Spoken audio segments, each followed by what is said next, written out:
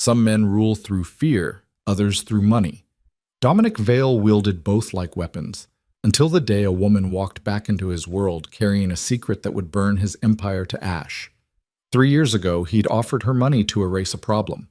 She'd refused and vanished. Now she stood across a crowded ballroom, and in the hospital room beyond, 2 pairs of eyes would shatter everything he thought he knew about power. This is a story about the choice that broke a king and the children who became his reckoning. If you're drawn to stories of redemption carved from ruin, stay until the end. Hit that like button and comment with your city so I can see how far this story reaches across the world.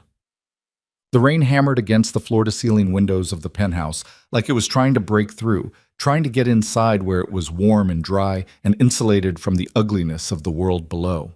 Dominic Vale stood with his back to the storm, hands in his pockets, perfectly still. He'd learned long ago that stillness was a kind of power.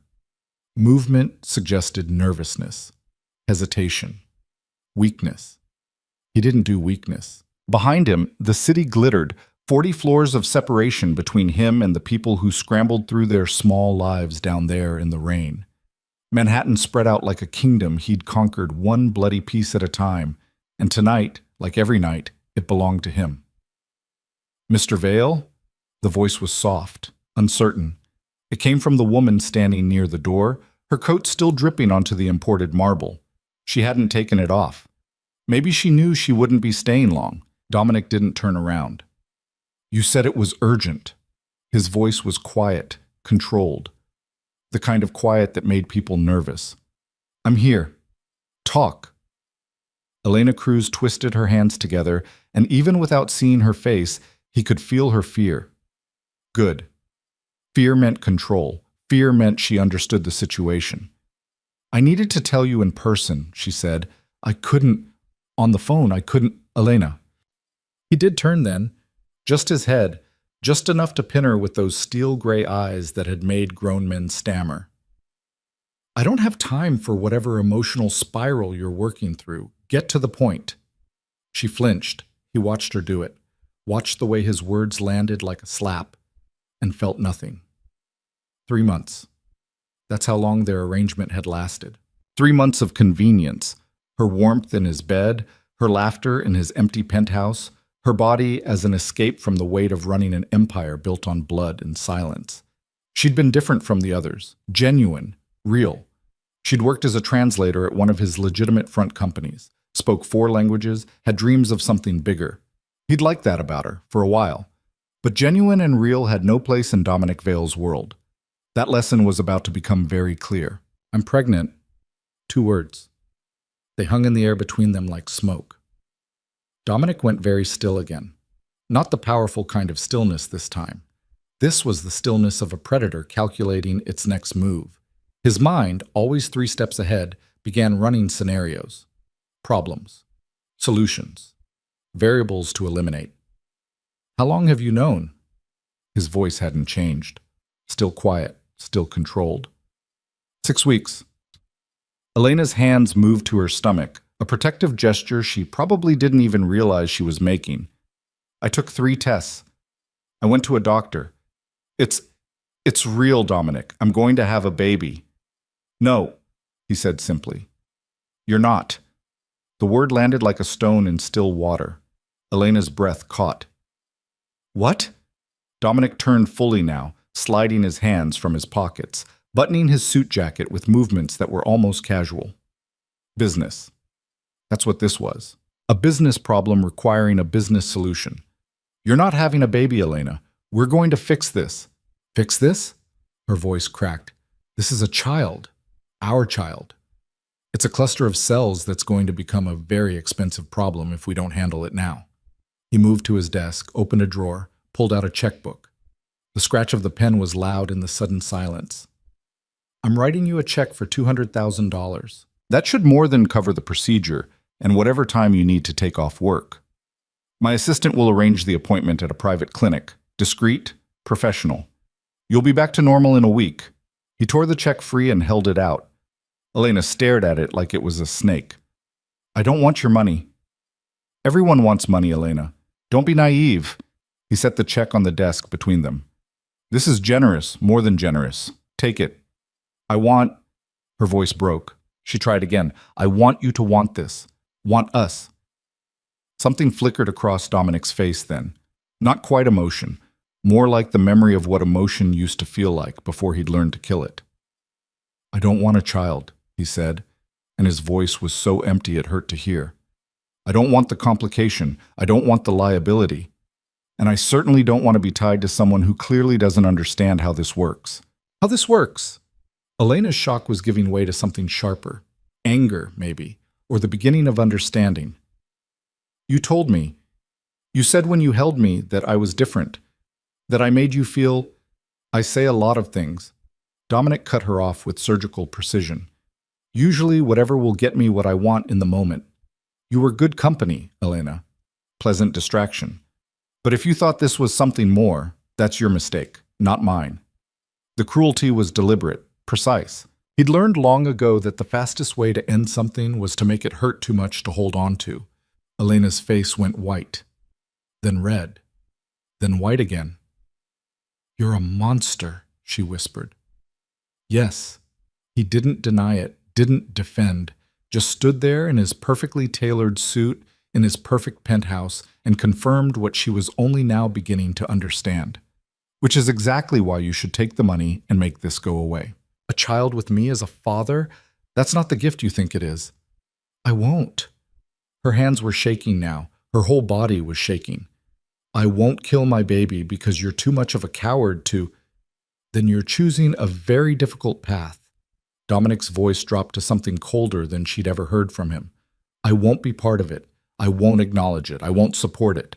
You walk out that door pregnant, you walk out alone. Permanently. Then I'll do it alone. With what money? Your translator's salary? You'll be showing in another month. How long before you lose that job? Where will you live when you can't make rent?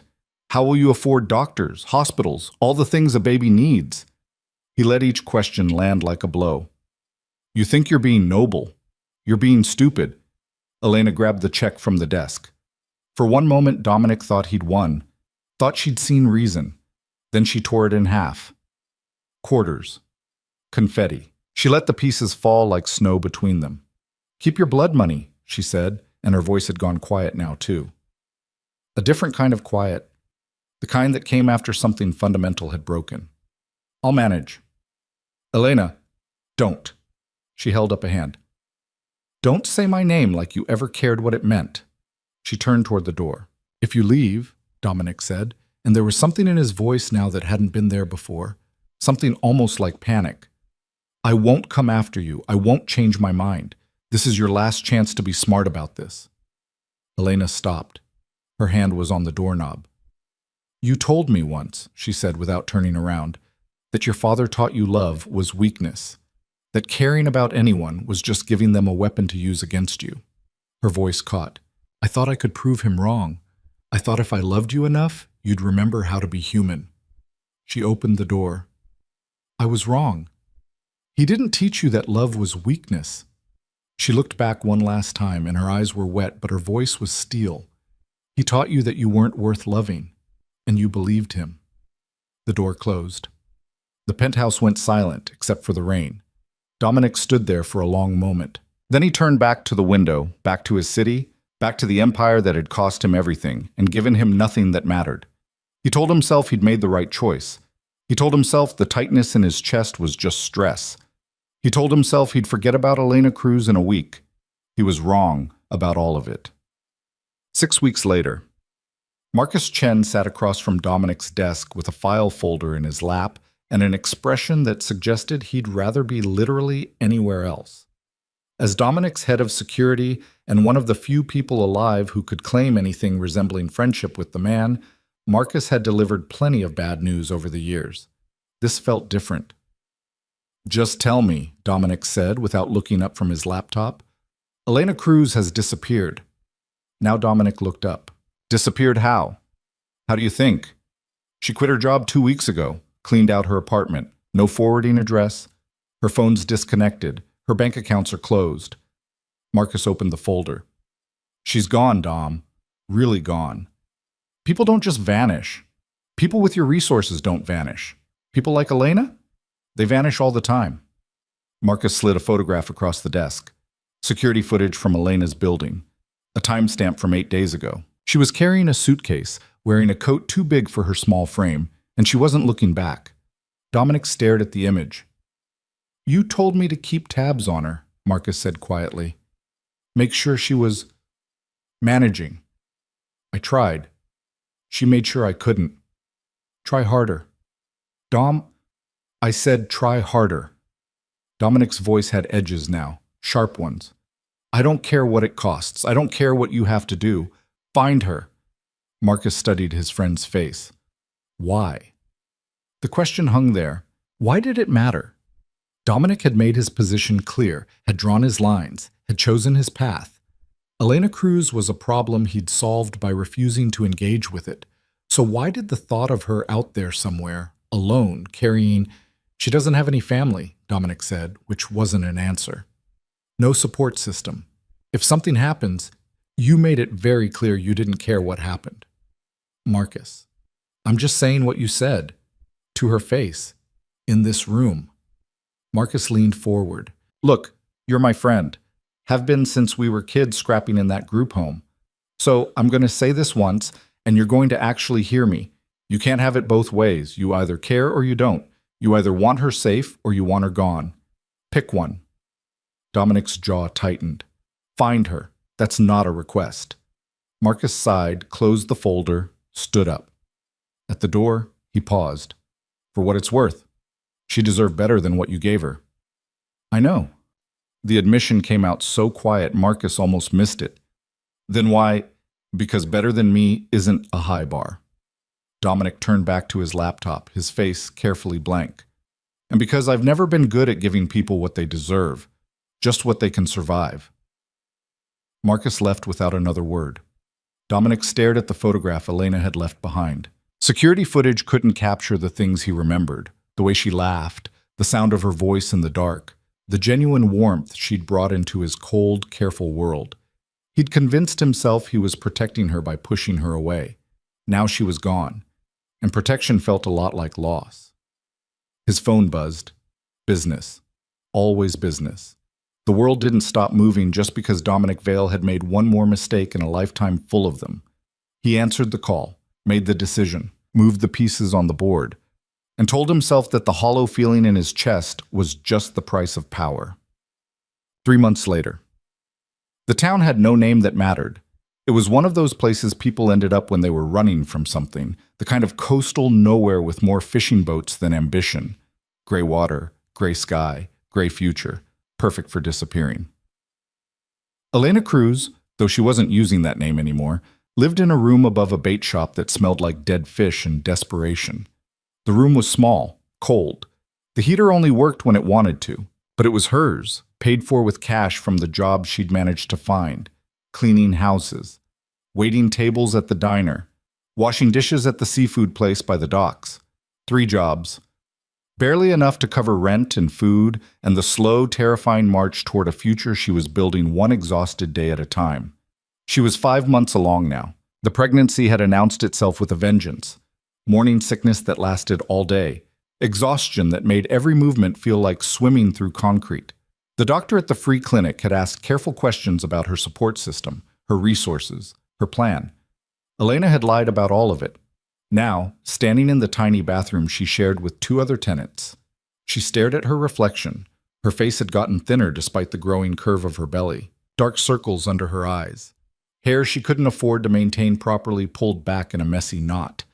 She looked like she was surviving. She was. Barely.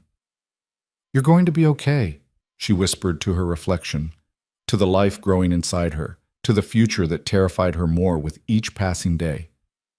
We're going to be okay. The words felt like a prayer to a God she wasn't sure was listening. Her phone, a cheap prepaid thing she'd bought with cash, buzzed. A text from the diner. Someone had called in sick. Could she cover the dinner shift? She was already scheduled to clean houses all day. She texted back, yes. Because that's what survival looked like, saying yes until your body gave out, and then saying yes a little bit longer. She pulled on her coat, the one she'd bought secondhand that was 2 sizes too big, because she'd need the room soon. Grabbed her keys, locked the door to the room that smelled like fish, and went to work. 5 months later. Winter hit the coast like a fist. Elena was 8 months pregnant and should not have been working. The doctor at the clinic had told her as much, using words like bed rest and high risk that Elena couldn't afford to hear. High risk required insurance. Bed rest required savings. She had neither. So she kept working, kept moving, kept pretending that the tightness in her belly was normal, the exhaustion was manageable, the occasional dizziness was just part of the process. She was cleaning a house on the north end of town when the storm rolled in. It came fast. One of those late-season systems that meteorologists loved and normal people feared. The wind picked up. The temperature dropped. By the time Elena finished scrubbing the bathroom and made it to her car, the first snowflakes were falling. By the time she was halfway home, the world had gone white. The car, a 15-year-old sedan she'd bought for $800, started making a sound that suggested it shared her feelings about the weather. The heater worked sporadically. The windshield wipers were losing their battle against the snow. Elena gripped the steering wheel and tried to see the road. The pain hit like lightning, sharp, sudden, stealing her breath. She gasped, nearly swerved, managed to keep the car straight through sheer force of will. Another pain, stronger. No, she said it out loud, firm, like she could negotiate with biology. No, not yet. Not now. The baby, or babies she still didn't know, couldn't afford the ultrasound that would tell her, had other plans. By the time she pulled up to the bait shop, the contractions were 5 minutes apart, and the storm had killed the power for 6 blocks. Elena sat in the dark car, in the howling wind, and tried not to panic. Her phone had no signal. The storm had taken down the cell tower. She couldn't drive herself to the hospital. It was 40 minutes away in good weather, and this was decidedly not good weather. Another contraction. Stronger. Closer. She needed help. Elena forced herself out of the car and into the storm. The snow was already ankle-deep and falling harder. She made it to the stairs leading up to her room, climbed them one agonizing step at a time, and nearly collapsed at the top. The door to the room next to hers opened. Margaret Hale was 73 years old, had lived in this building for 30 years, and had been a midwife before arthritis and age had forced her to retire. She took one look at Elena's face and knew. How far apart? Margaret's voice was calm, certain, the kind of calm that came from having delivered hundreds of babies over a 40-year career. 5 minutes, maybe less. Come on then. Margaret took Elena's arm with surprising strength. Let's get you inside before this storm kills us both. They made it into Elena's room just as the contractions hit 3 minutes apart. Margaret moved with practiced efficiency, lighting candles, boiling water on the camping stove Elena used because the kitchen was shared and usually disgusting, pulling together supplies from what little they had. I can't pay you, Elena managed between contractions. Did I ask for money? I don't even know if... Another contraction cut off her words. Margaret helped her to the bed, such as it was. First baby? Elena nodded, then shook her head. I don't know. The clinic said they thought maybe twins, but I couldn't afford to confirm. Margaret went very still. Then her professional mask slipped back into place. Well, let's see what we're working with, shall we? The labor lasted 6 hours. In that time, the storm knocked out power for half the town. The snow piled 3 feet high, the temperature dropped to dangerous levels, and in a room that smelled like fish, lit by candles, with only a retired midwife and sheer stubborn will to help her, Elena Cruz gave birth to twins. A boy came first. He was small but healthy, with a strong cry that filled the room. Margaret cleaned him, wrapped him in the cleanest towel they could find, placed him in Elena's shaking arms. Elena looked down at her son and felt something shift in her chest, something fundamental. Like every decision she'd ever made had led to this moment, and somehow, impossibly, it was worth it. One more, Margaret said gently. I can see the head. You need to push again. The girl came 20 minutes later. She was smaller than her brother, weaker. Her cry was softer, more fragile. Margaret worked fast, clearing the baby's airways, stimulating her, trying to get her to breathe properly. The seconds stretched like hours. Then, a stronger cry. Not as loud as her brother's, but enough. She's a fighter, Margaret said, wrapping the tiny girl and placing her beside her brother in Elena's arms. Going to have to be. Elena stared down at her children, her twins, the secret she'd carried alone for 9 months, the future she'd built with her own bleeding hands, and started to cry. Not from pain, not from fear, from relief, from joy, from the overwhelming, terrifying knowledge that she was responsible for these 2 tiny lives now, and there was no going back. "They need names," Margaret said softly. Elena looked at her son. Steel-gray eyes stared back at her with an intensity that made her breath catch, his father's eyes.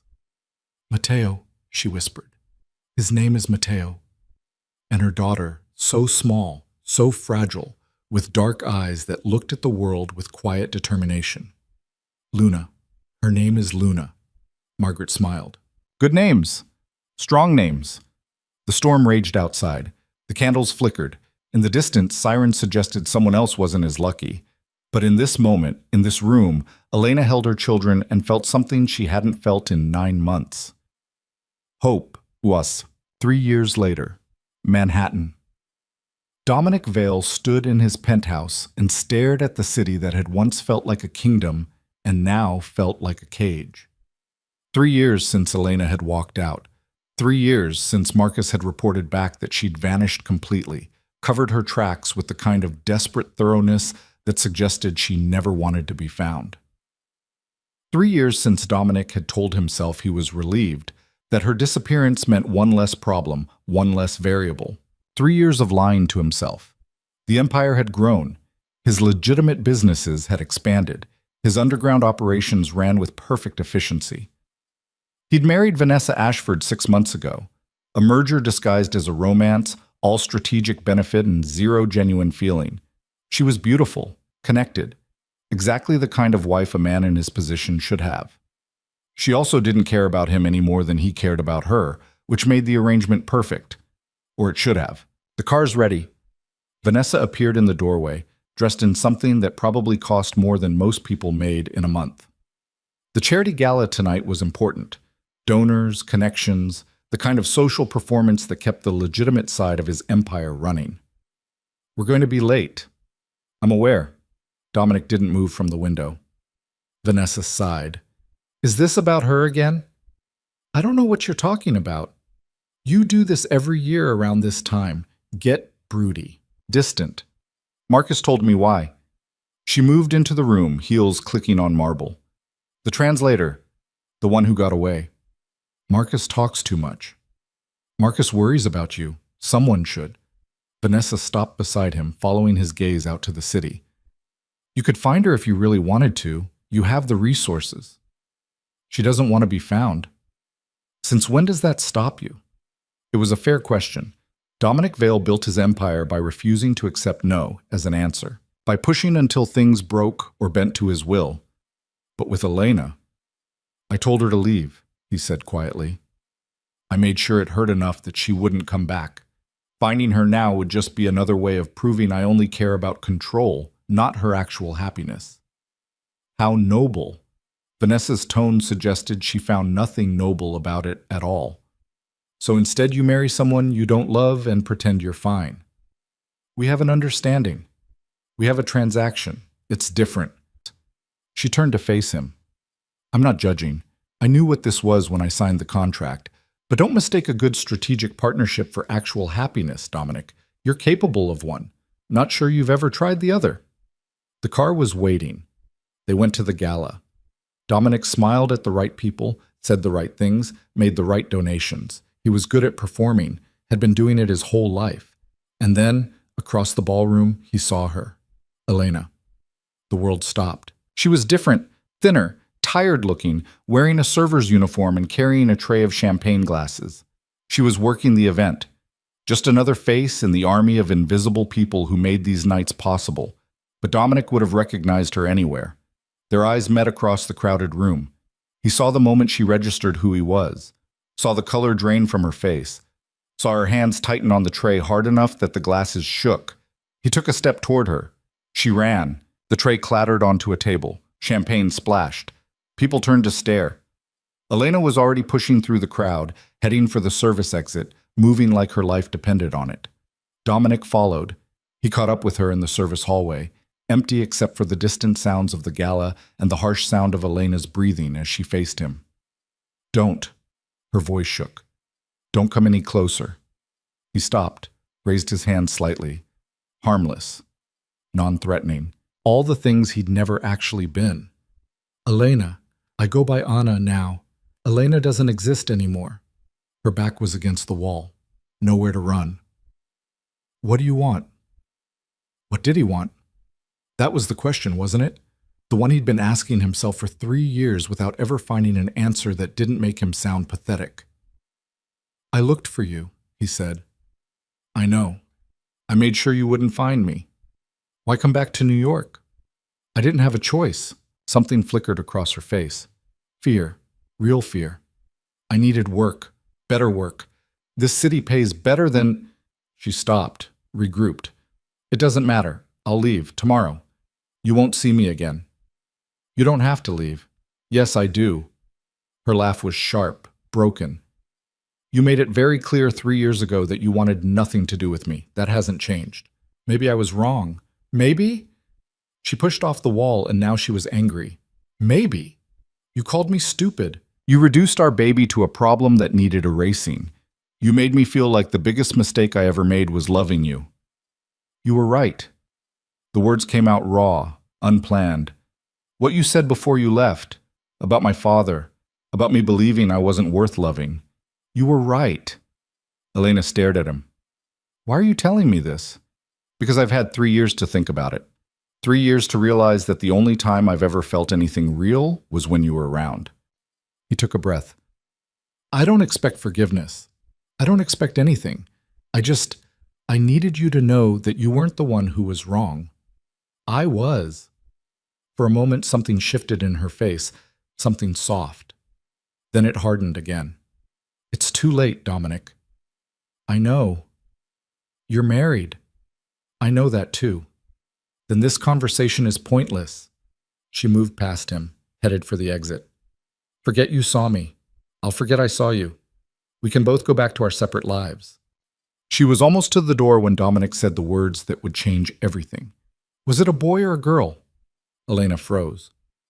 The silence stretched so long he thought she wouldn't answer. Then, quietly, "Does it matter?" "Yes." She looked back at him, and her eyes were wet. "Why? Why does it suddenly matter now?"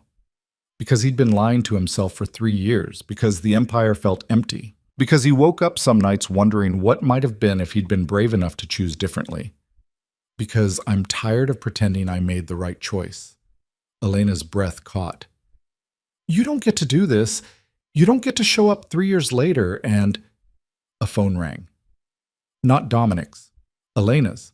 A cheap prepaid thing she pulled from her pocket with shaking hands.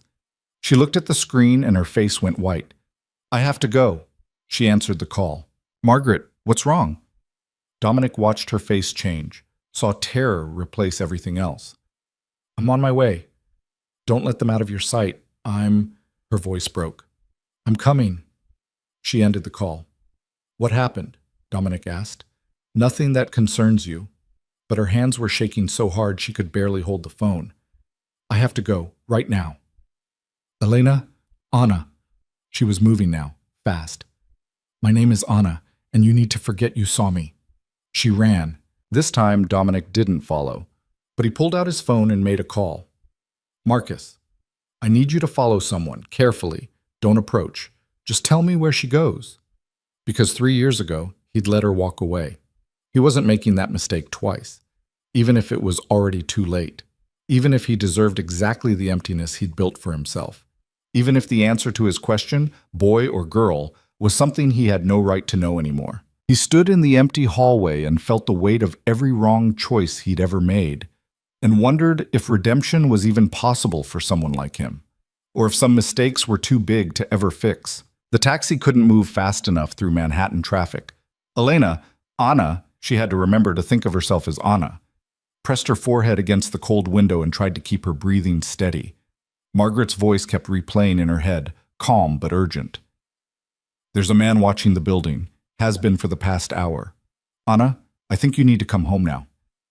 Her children were 3 years old, too young to understand danger, too young to protect themselves, too young to pay for her mistakes.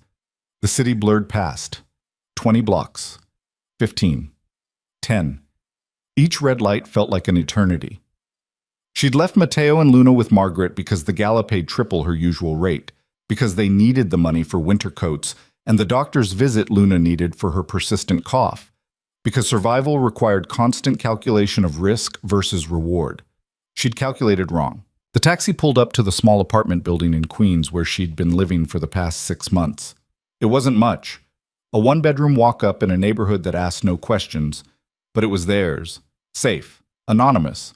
Or it had been. Elena threw cash at the driver and ran. Up the stairs, her heart hammering, down the hallway. Her key was already in her hand when she reached Margaret's door. It opened before she could knock. "They're fine," Margaret said immediately. "They're sleeping, but Anna, that man, where is he?" "Gone. He left about 20 minutes ago, but he was taking pictures of the building, of the door." Margaret's weathered face was tight with worry. "I've lived here 30 years. I know trouble when I see it."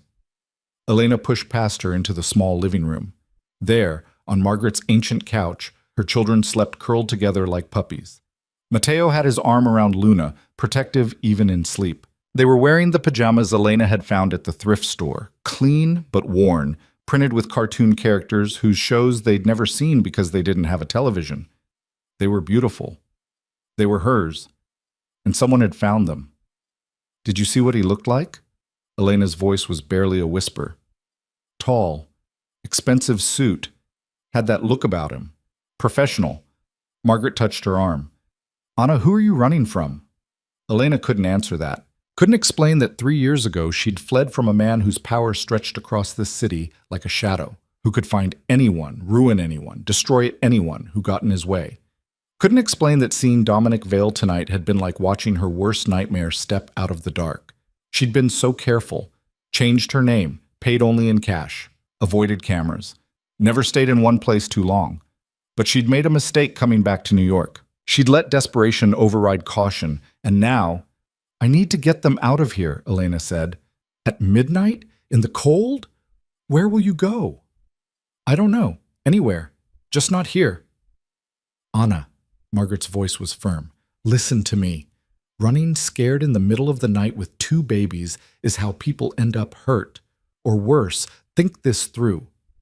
But Elena couldn't think.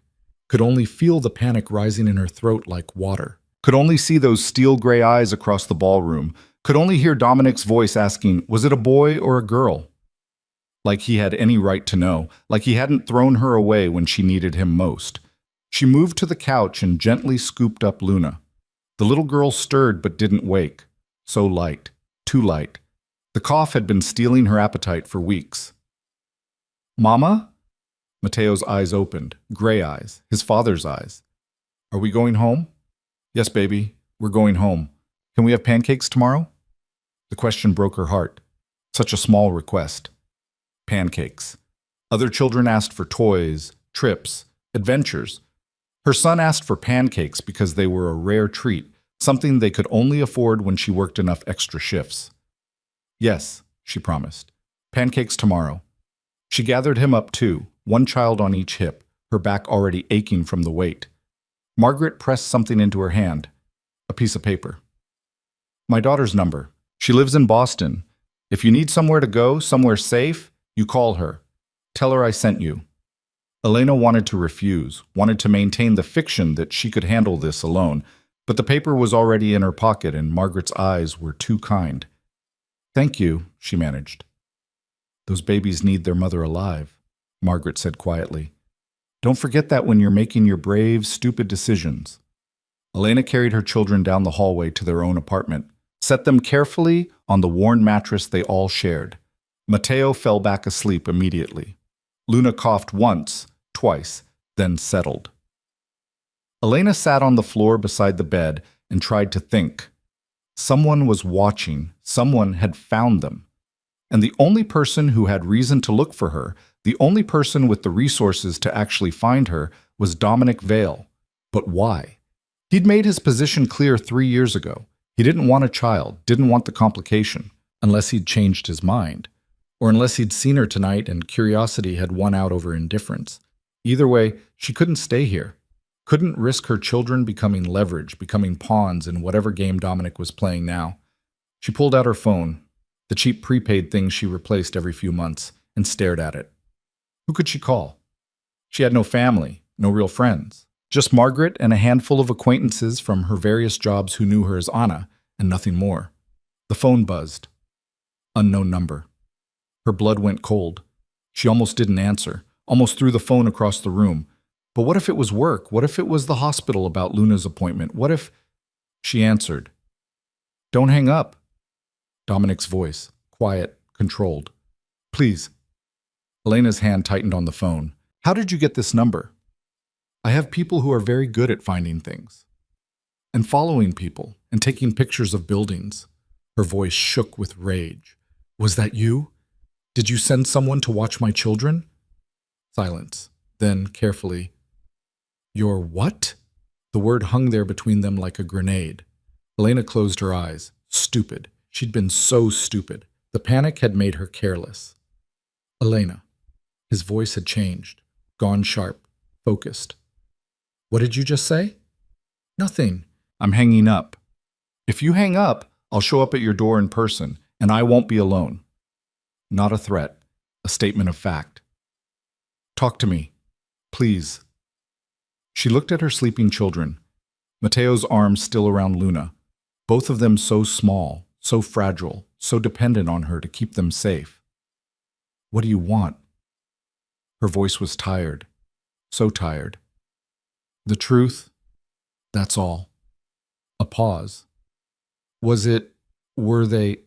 He couldn't seem to finish the sentence. Twins, Elena said, and the word felt like stepping off a cliff. A boy and a girl. They're 3 years old, and they're none of your business. The silence stretched so long she thought the connection had dropped. Then, barely audible. Mine? Does it matter? Elena. Anna. My name is Anna, and yes, they're yours, and no, you don't get to have an opinion about it. The words came out in a rush. 3 years of anger and fear and exhaustion all spilling out at once. You made your choice. You wanted them gone. Well, I made them disappear. You're welcome. I need to see them. Absolutely not. Elena, Anna, please, I just need to... His voice cracked. Actually cracked. I have children. I have twins and I didn't know, and I need to see them. You don't get to do this. Elena stood up, moved to the window, looked out at the dark street below. Was someone watching now? You don't get to decide 3 years later that you suddenly care. They don't know you. They don't need you. We're fine. You're working 3 jobs and living in a walk-up in Queens. That's not fine. The casual mention of her address made her stomach turn. How much do you know? Enough to know you're struggling. Enough to know you're barely making rent. Enough to... He stopped, started again. I can help. I want to help. I don't want your help. I don't want your money. I don't want anything from you except for you to leave us alone. I can't do that. His voice was quiet. Absolute. Not now. Not knowing they exist. You're married. That's complicated. I'm sure it is. Just like we were complicated. Just like everything about you is complicated. Elena's laugh was bitter. Here's what's simple. You stay away from my children. You don't call. You don't follow. You don't send your people to watch our building. You pretend tonight never happened. And if I can't, then I disappear again. And this time, I'll make sure you never find us. Elena. She hung up. Her hands were shaking so badly she nearly dropped the phone. She stood there in the dark, listening to her children breathe, and tried to figure out her next move. The phone buzzed again. Same number. She turned it off. Then she started packing. Across the city, in his penthouse, Dominic Vale stood at the window and stared at his reflection in the dark glass. His phone was still in his hand. The dial tone was still ringing in his ears. Twins. He had twins. A boy and a girl. 3 years old. The numbers kept running through his head like a calculation he couldn't solve. He'd spent 3 years trying to forget Elena Cruz. 3 years building his empire higher, his walls thicker, his heart colder. 3 years telling himself he'd made the right choice. And all that time, somewhere in this city, his children had been growing up without him. That sounded intense. Vanessa stood in the doorway of his study, still wearing her gala dress. She'd been in the next room when he made the call, had probably heard every word. "Not now," Dominic said. "You have children." She said it like she was testing the words. "With the translator." "Apparently." "And you didn't know?" "No." Vanessa moved into the room, poured herself a drink from his bar. "What are you going to do?" "I don't know." That's not an answer you usually give. She studied him over the rim of her glass. The Dominic Vale I know always has a plan. Always has 3 plans. This is new. He turned to face her. "Does it bother you that I have children with someone else?" "We have a business arrangement, not a love story. Your past is your business." She took a sip. "But I'm curious what happens now. You can't just ignore this." "She wants me to." "Yes, well, women who run away with your children and change their names generally aren't looking for reconciliation." Vanessa set down her glass. "The question is what you want." What did he want? That question again. The one he could never answer honestly. He wanted to see them, wanted to know what they looked like, how they sounded, whether they had Elena's smile or his eyes. Wanted to know if this boy was strong, if the girl was healthy, if they were happy. Wanted to know if they knew their father had thrown them away before they were even born. "I want to not be the villain in this story," he said quietly. "Too late for that. You already cast yourself." Vanessa moved to the door. "But if you're serious about changing the narrative, you might want to start by actually respecting what their mother wants." "Just a thought."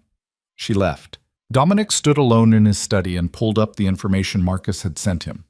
An address in Queens, a building that had seen better days. A 1-bedroom apartment where Elena, Anna, lived with 2 children in a neighborhood that was 2 steps above dangerous. His children were sleeping in a walk-up in Queens. His children didn't have enough money for pancakes. His children had a mother who worked herself to exhaustion just to keep them fed. And he'd done that. His choices. His cruelty. His absolute certainty that he didn't want the complication. He'd created this. The phone on his desk rang. "Marcus." "Tell me you didn't lose her," Dominic said by way of greeting. "I didn't lose her. She went straight home, hasn't left since." A pause. "Dom, I have to ask. What's the play here?" "I don't have one." "You always have one." "Not this time." Dominic sat down, suddenly exhausted. "This time, I'm out of moves. So what do you want me to do?" "Watch the building, quietly. If anyone else shows interest, I want to know immediately." "Anyone else? Who would—" Marcus stopped. Understanding dawned. "You think your enemies might find out?" "If I found her, others can too. And if they know she matters to me—" He didn't finish the sentence. Didn't need to. Marcus had been in this world long enough to know how leverage worked. "I'll put a team on it. Discreet." "Marcus." Dominic's voice dropped. "She can't know they're there. If she feels watched, she'll run. And this time she'll go somewhere I can't follow." "Understood." A beat of silence. "For what it's worth, I think you're doing the right thing. Trying to, anyway." The call ended. Dominic sat in his empty study in his empty penthouse and wondered when doing the right thing had started to feel exactly like doing the wrong thing. Dawn came cold and gray. Elena had stayed up all night, alternating between packing essentials and watching the street below for suspicious cars, strange faces, anything that suggested the walls were closing in. Nothing. But that meant nothing. Dominic's people were professionals. If they were watching, she wouldn't see them. "Mama?" Luna's voice was small, rough from the cough that wouldn't quit. "I'm cold." Elena abandoned her vigil at the window and went to her daughter. Luna's forehead was warm, not dangerously so, but enough to worry. The cough had been getting worse for 2 weeks. She needed antibiotics, needed a proper examination, needed things that cost money Elena didn't have. "Come here, baby." She gathered Luna into her arms, felt how light she was. Too light. "We're going to get you to the doctor today, okay?" "Will they give me a shot?" "Maybe. but the shot will help you feel better. Luna considered this with the serious expression she always wore. So different from Mateo, who approached the world with fearless curiosity. Luna was cautious, thoughtful, old beyond her years in a way that broke Elena's heart. "Okay," Luna said finally, "I'll be brave." "You're always brave." Mateo emerged from the blanket fort he'd made on the floor, hair sticking up in every direction. "Is it pancake day?" Elena had forgotten her promise. The exhaustion of the night, the fear, the phone call, all of it had pushed the simple request out of her mind. "Yes," she said, because she couldn't bear to disappoint him. Pancake day. They didn't have mix, didn't have eggs, didn't have butter, but she had flour and milk and a little sugar, and she could make something that would pass for pancakes if she tried hard enough. She got the children dressed while the griddle heated, found clean clothes that didn't have holes in obvious places, brushed Luna's hair and tied it back, ran a wet washcloth over Mateo's face while he protested that he wasn't dirty. Normal morning things, the routine that kept them anchored. "Why were you packing last night?" Mateo asked with the perception that always caught her off guard. "I was just organizing," Elena lied. "Are we moving again?" "Maybe. Would that be okay?" He shrugged. "I guess. I like Margaret, though." "I like Margaret, too." The pancakes came out thin and a little burnt, but the children ate them like they were the best thing they'd ever tasted. Elena watched them and tried not to cry. This was her life. This tiny apartment, these beautiful children, this constant struggle to keep them fed and safe and healthy. It wasn't what she'd imagined 3 years ago when she left Dominic's penthouse, but it was hers. And she was good at it. Good at surviving. Good at making nothing stretch into something. But watching Luna cough into her napkin, watching Mateo eat his pancakes with the careful slowness of a child who knew food was precious, she wondered if being good at surviving was enough. The knock on the door made her freeze. "Stay here," she told the children. "Don't move." She approached the door like it might explode. Looked through the peephole. A woman stood in the hallway. Professional clothes, expensive bag. Nothing threatening about her except her presence here, now, when Elena was already on edge. "Can I help you?" Elena called through the door. "Miss Cruz, my name is Sarah Chen. I'm a family attorney. I'd like to speak with you for a moment." Elena's blood went cold. "I didn't call a lawyer." "No, but someone who cares about your children's welfare did." A pause. "I'm not here to threaten you. I'm here to help, please. Just 5 minutes." Elena looked back at her children. Mateo was watching her with those too aware eyes. Luna was coughing again. She opened the door but left the chain on. "How did you find me?" "I was given your address and asked to deliver some information." Sarah Chen held up a manila envelope. "That's all. No strings, no tricks." "Who sent you?" "I'm not at liberty to say, but I can tell you that this envelope contains paperwork that could make your life significantly easier." She held it out. "Please, just look at it." Every instinct screamed trap, but Elena's hand reached for the envelope anyway. Inside were documents, legal documents. She scanned them quickly, her heart pounding. A trust fund for Mateo and Luna Cruz, $500,000 each. No conditions, no requirements, just money, sitting there, waiting. And at the bottom, a note in handwriting she recognized. "I can't undo the past, but I can try to help the future. No contact necessary. This is theirs, not yours to refuse on their behalf. They deserve better than struggling. Let me give them that much." It wasn't signed, didn't need to be. Elena looked up at Sarah Chen with tears burning in her eyes. "I can't accept this." "You're not accepting it. Your children are. The trust is in their names. You're listed as the trustee, which means you can access funds for their health, education, and welfare. But it's their money." Sarah's voice was gentle. "I've been doing family law for 20 years. I've seen a lot of absent parents. This is someone trying to do right by children they've never met. Don't let pride get in the way of giving them what they need. He doesn't get to buy his way out of guilt. No, but he can provide for children who need medical care and warm coats and food that isn't burnt pancakes." Sarah glanced past her into the apartment. "I'm a mother too. I know what pride looks like, but I also know what love looks like. And sometimes love means accepting help you don't want to accept." She set a business card on top of the envelope. "Think about it. If you have questions or need assistance accessing the funds, call me. Anytime. She turned to leave, then paused. For what it's worth, he told me to make sure you knew this comes with no strings. He doesn't want visitation, doesn't want contact, just wants to know they'll be okay. She left. Elena stood in the hallway, holding an envelope that represented more money than she'd seen in her entire life. Money that could get Luna the medical care she needed, could get them into a better apartment, could let Elena work less and be with her children more. Money from the man who had thrown her away. Mama? Matteo appeared in the doorway. Who was that? Elena looked at her son, at his gray eyes and serious face, and the trust he had that she would always know what to do. Someone trying to help, she said, and for the first time in 3 years, she wasn't sure if running was the right answer anymore. The pediatrician's office smelled like antiseptic and the kind of artificial cheerfulness that came from cartoon characters painted on walls. Luna sat on the examination table, small legs dangling, while the doctor listened to her chest with a stethoscope that was probably cold against her skin. Elena stood nearby, the trust fund paperwork folded in her purse like a secret she hadn't decided whether to keep. She'd used it. That morning, after 2 hours of staring at the documents and Sarah Chen's business card, she'd made the call. By afternoon, she had access to funds specifically designated for medical expenses. Luna needed a doctor. Pride didn't cure pneumonia. Well, Dr. Patel said, straightening up with a smile that didn't quite reach her eyes. I'm glad you brought her in when you did.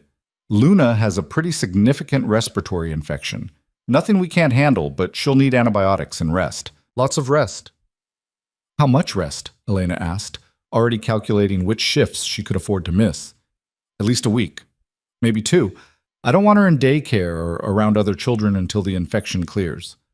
Dr. Patel typed something into her computer. I'm also seeing some concerning signs of malnutrition. Nothing critical, but Luna is underweight for her age. We need to work on getting more calories into her. The words hit like a physical blow. Malnutrition. Her daughter was malnourished because Elena couldn't afford enough food, because she'd been giving the children her portions, because survival meant constant, impossible choices. I'll make sure she eats more, Elena managed. I know you will. Dr. Patel's voice was kind, too kind. The kind of kindness that suggested she'd seen this before, knew what struggling looked like. I'm going to write you a prescription. Get it filled today if you can.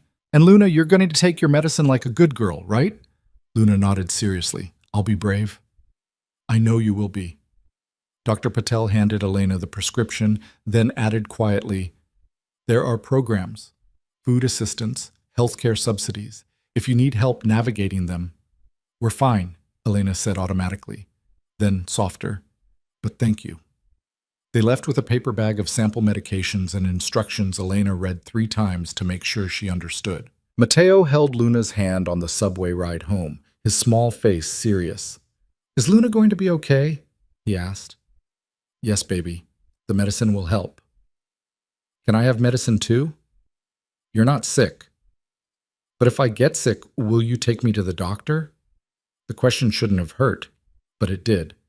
Because until this morning, until she'd accepted help she didn't want from a man she'd spent 3 years trying to forget, the answer would have been different. Would have been about waiting to see if it got worse, about hoping it was just a cold, about the cruel mathematics of poverty. Yes, she said. Always. I promise. Back at the apartment, she got Luna settled in bed with her stuffed rabbit, the only toy that had survived 3 years of moving, gave her the first dose of medicine, smoothed her hair back, and hummed until she fell asleep. Then Elena sat at the kitchen table and stared at the trust fund documents. $500,000 per child. More money than she'd ever imagined having. Enough to change everything. Enough to make her dependent on the man who'd told her to erase their children like a mistake. Her phone rang. Not the prepaid cell. Her work phone. The diner. Anna, it's Rick. Listen, I need you to come in tonight. Cheryl's out sick and we're short-staffed. Elena looked at Luna sleeping in the next room. I can't. My daughter's sick. Doctor said she needs to rest. Can't you get a sitter? No, I can't get a sitter. Her voice came out sharper than intended. She has pneumonia, Rick. She's 3 years old. I'm not leaving her with a stranger. Silence. Then, carefully, You've missed a lot of shifts lately, Anna. I'm trying to be understanding, but I've got a business to run. The threat was implicit. Miss more shifts, lose the job. Lose the job, lose the income. Even with the trust fund, she needed to work, needed the independence, needed to prove she could provide for her children without Dominic Vale's money. I'll make it up, she said. Double shifts next week. Whatever you need. We'll see. Feel better, kid. The call ended. Elena put her head in her hands and tried not to scream. This was the trap, wasn't it? The reason Dominic's money sat in her purse like a loaded gun. Because no matter how hard she worked, no matter how much she sacrificed, the system was designed to break people like her. Single mothers, immigrants, people without safety nets or second chances. And Dominic knew that, had probably counted on it. She pulled out Sarah Chen's business card, stared at the number, put it away again. Then her phone buzzed. A text from an unknown number. I'm not trying to buy you, just trying to help them. That's all it is. I promise. She should delete it. Block the number. Maintain the boundaries she'd worked so hard to establish. Instead, she typed back, "How did you know she was sick?" The response came quickly. I didn't. Lucky timing. Or unlucky, depending on how you look at it. Is she okay? Elena stared at the words, at the casual concern, at the man who'd spent 3 years not knowing his children existed and now suddenly wanted updates on their health. She has pneumonia. Antibiotics. She'll be fine. What about you? The question caught her off guard. No one asked about her. Not anymore. She was just the mother, the provider, the one who was supposed to hold everything together without breaking. I'm fine, she typed. That's not an answer. It's the only answer you're getting. A long pause, then, fair enough. If you need anything else, medical care, better housing, whatever, it's available. No strings. Stop saying no strings. Everything has strings. Not this. I made mistakes. A lot of them. This isn't about fixing them. Just about making sure my children don't pay for them. Elena's hands shook as she typed. Our children, not yours. You lost that right. She expected anger, defensiveness. The Dominic Vale she remembered didn't take well to being told what he'd lost. Instead, you're right. I'm sorry. 2 words. Simple. Devastating. She turned off her phone. In the bedroom, Luna coughed in her sleep. Matteo climbed up beside her, his small body curling protectively around his sister. They looked so peaceful, so innocent, so completely unaware that their father was a man who ruled half of Manhattan's underworld, who'd built an empire on blood and fear, who'd wanted them erased before they were even born.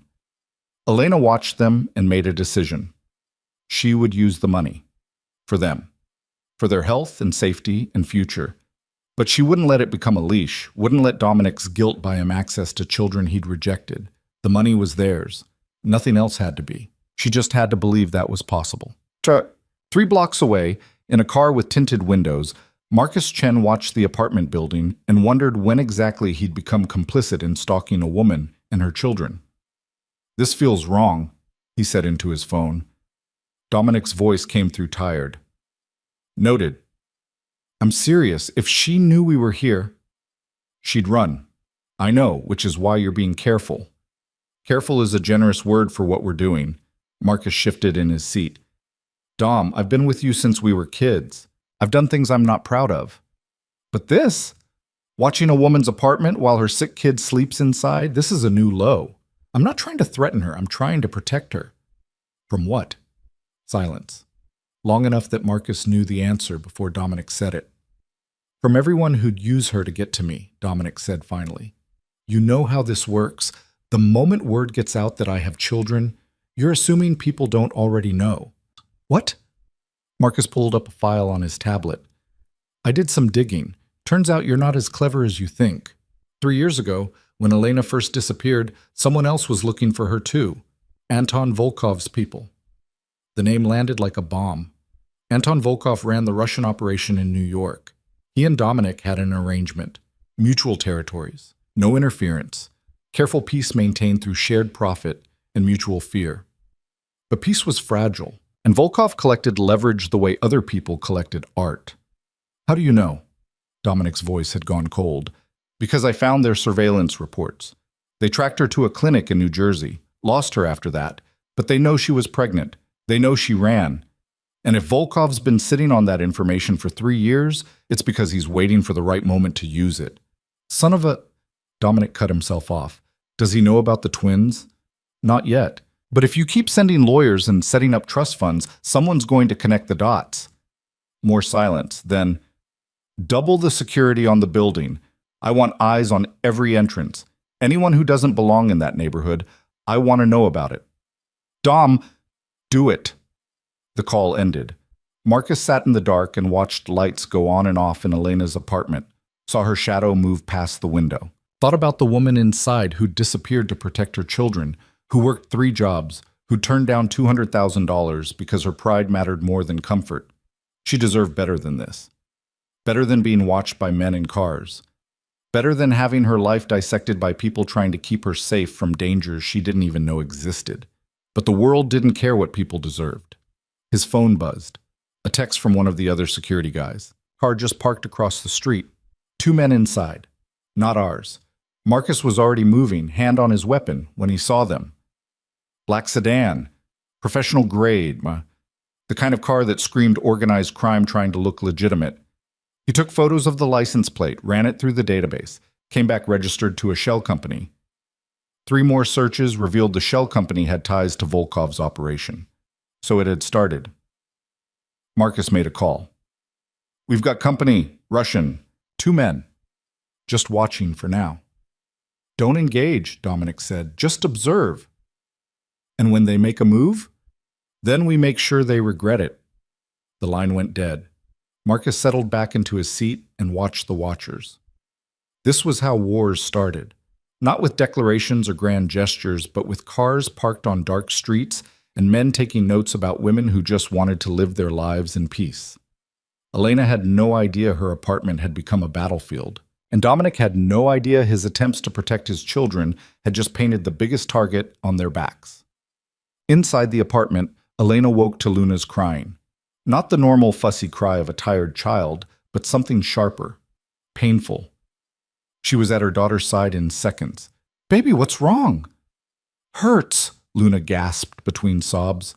"Mama, it hurts." Elena felt her forehead, burning. The fever had spiked despite the medicine. Luna's breathing was labored, each inhale sounding wet and wrong. Okay, we're going to the hospital." Elena was already moving, grabbing her phone, her purse, the diaper bag that still had emergency supplies, even though the kids were long past needing diapers. "Mateo, wake up. We have to go." "What's wrong with Luna?" Mateo's voice was scared. "She's just sick, baby. The hospital will help." She wrapped Luna in a blanket, gathered Mateo, headed for the door. Her hands were shaking so badly she could barely turn the lock. The hallway was empty. The building was silent. Outside, the street was dark except for street lights and the occasional passing car. She didn't notice the black sedan, didn't notice the second car that pulled up behind it, didn't notice the 2 men who got out and started walking toward her building. She was too focused on getting Luna to the emergency room, on the way her daughter's breathing sounded wrong, on the fear that gripped her throat and wouldn't let go. The elevator was broken. Of course it was. She carried Luna down 3 flights of stairs while Mateo followed, his small hand gripping the railing. Outside, the cold air hit like a slap. Luna whimpered against her shoulder. Elena looked up and down the street for a taxi, saw none, pulled out her phone to call for a car. That's when she saw them. 2 men, walking toward her with purpose, not running, not threatening, just approaching with the kind of confidence that suggested they knew exactly who she was. Elena's blood went cold. She turned to run back inside, but one of the men was already blocking the door. "Miss Cruz," he said. "Not a question. We need to talk. I don't know you. Get away from my children. We're not here to hurt you. We just have some questions about Dominic Vale." The name hit like a punch. "I don't know what you're talking about." "Please, Ms. Cruz, we know about the children. We know he's been sending money. We just want to talk." Luna was crying harder now, her fever-bright eyes confused and scared. Mateo pressed against Elena's leg, sensing danger even if he didn't understand it. "My daughter is sick," Elena said, her voice shaking. "I need to get her to a hospital. Whatever you want, It can wait. The man stepped closer, and suddenly there were other people there, moving fast, professional. One of them, Marcus, though Elena didn't know his name yet, stepped between her and the Russian operative with the kind of calm that suggested violence was always an option. "The lady said her daughter is sick," Marcus said quietly. "So you're going to step aside and let her get to the hospital, and then you're going to get back in your car and drive away. Understood? This doesn't concern you. Everything concerning them concerns me." Marcus's hand rested casually near his jacket, not threatening, just informative. "Now move." For a moment, the street was frozen. Two groups of dangerous men staring each other down while a terrified mother held her sick child and tried to understand what was happening. Then the Russian operative smiled. "Tell Dominic we'll be in touch." They left. Marcus turned to Elena, his face carefully neutral. "Ma'am, I have a car around the corner. I can get you to the hospital faster than a taxi." "Who are you?" Elena's voice was barely a whisper. "Someone trying to help. Please. Your daughter needs a doctor." He was right. Luna's breathing was getting worse. Elena didn't have time to ask questions or demand answers. She nodded. Marcus led them to a black SUV. Professional, expensive. The kind of car that screamed money and power and everything Elena had been running from. But Luna was burning up and struggling to breathe, and pride didn't save children. She got in. Marcus drove fast but smooth, navigating traffic with the ease of someone who knew every shortcut. In the back seat, Elena held Luna and tried to keep breathing herself. Matteo was silent, his gray eyes watching everything. "Who were those men?" Elena asked. "People you don't need to worry about anymore." "That's not an answer."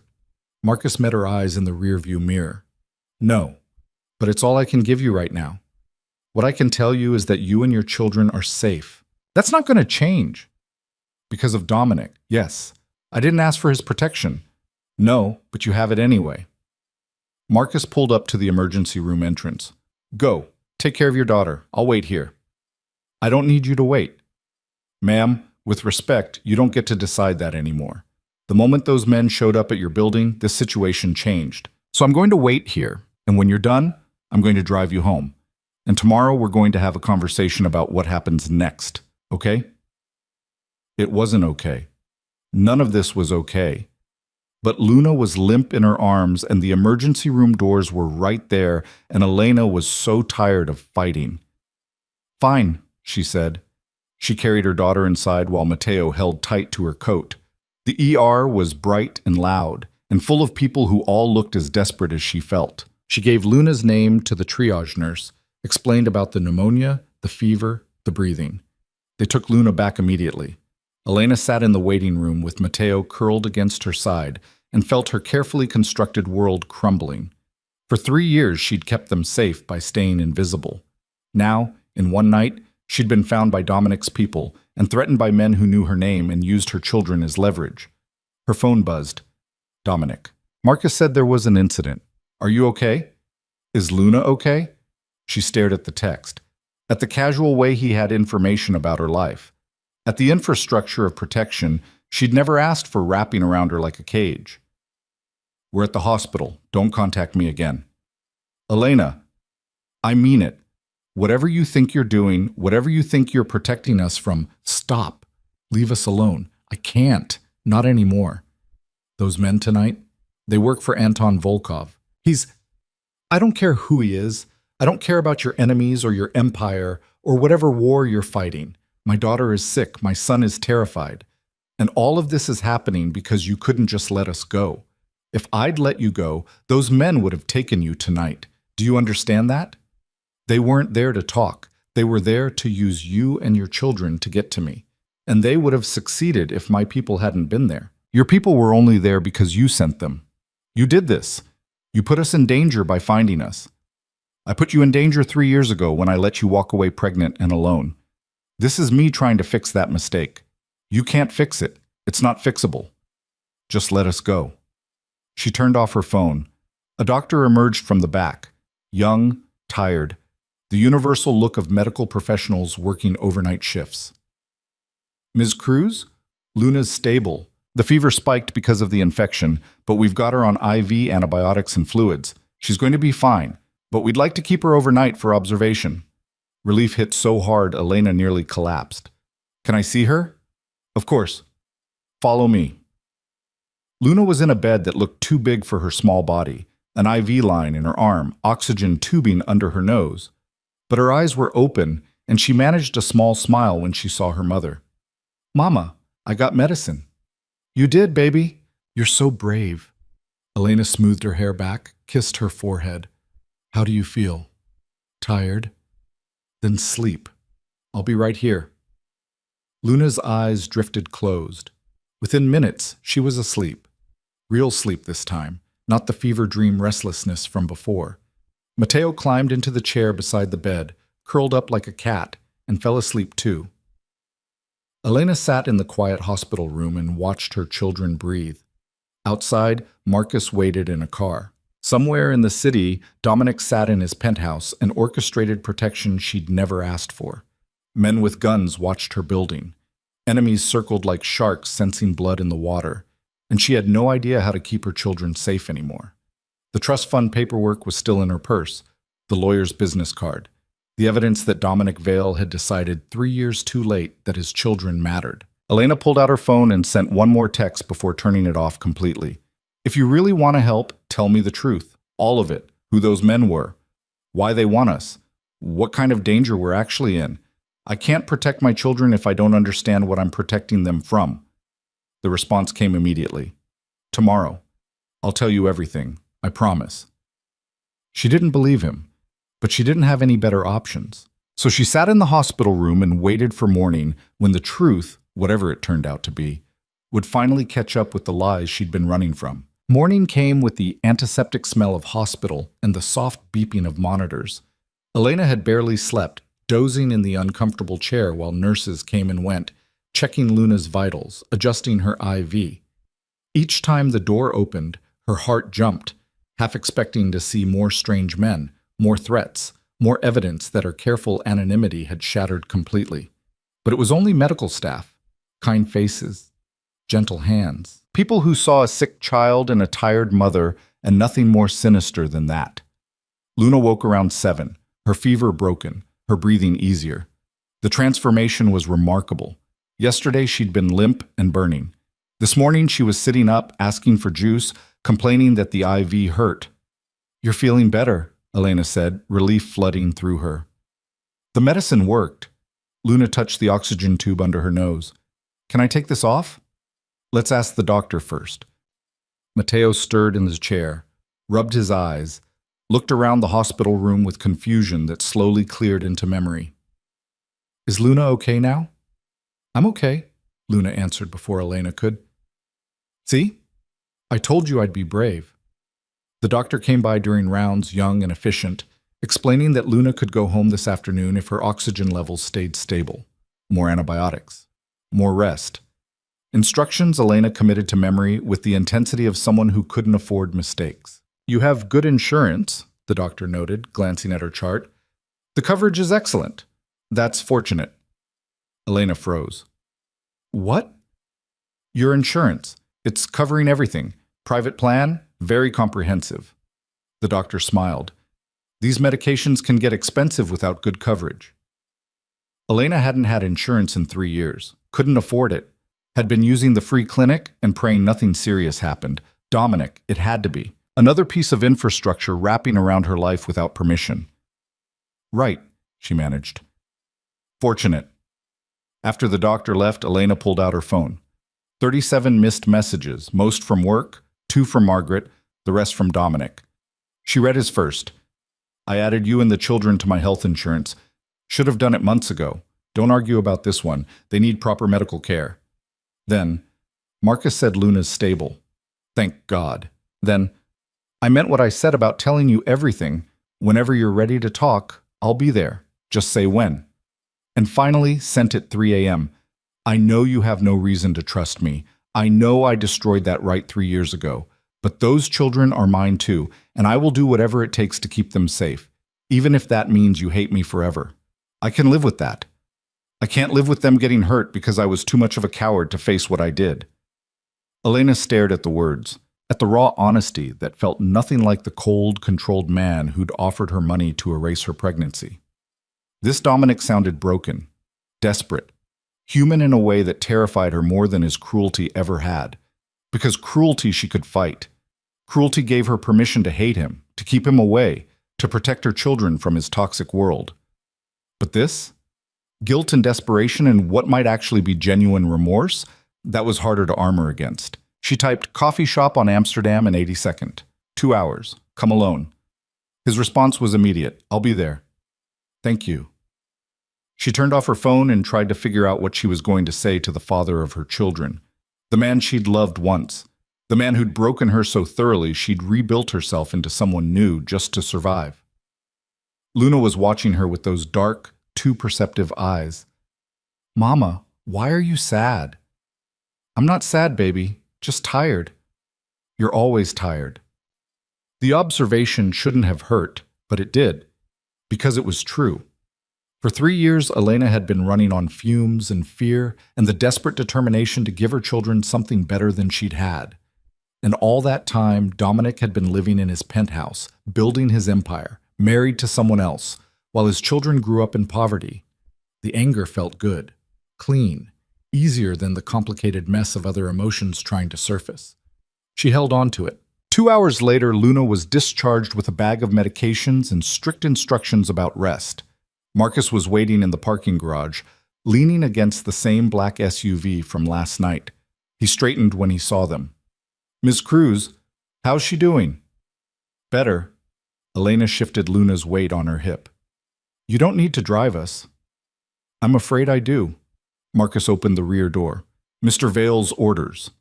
"I don't take orders from Dominic Vale." "No, ma'am, but I do." His voice was respectful but firm. "And my orders are to make sure you and your children get where you need to go safely. So please, let me do my job." Elena wanted to argue, wanted to grab Mateo's hand and walk away, call a taxi, maintain the independence she'd fought so hard to preserve. But Luna was heavy in her arms and Mateo looked exhausted, and the thought of navigating the subway with a sick child made her want to cry. She got in the car. Marcus drove them to the apartment in Queens, silent and professional. When they arrived, he did a quick sweep of the building before letting them out. "I'll be nearby," he said. "If you need anything—" "I'm meeting Dominic at 2, Elena interrupted. "At a coffee shop in Manhattan. I need you to watch the children." Marcus blinked. "Ma'am, I'm security, not a babysitter." "Then consider it securing the most valuable assets Dominic has."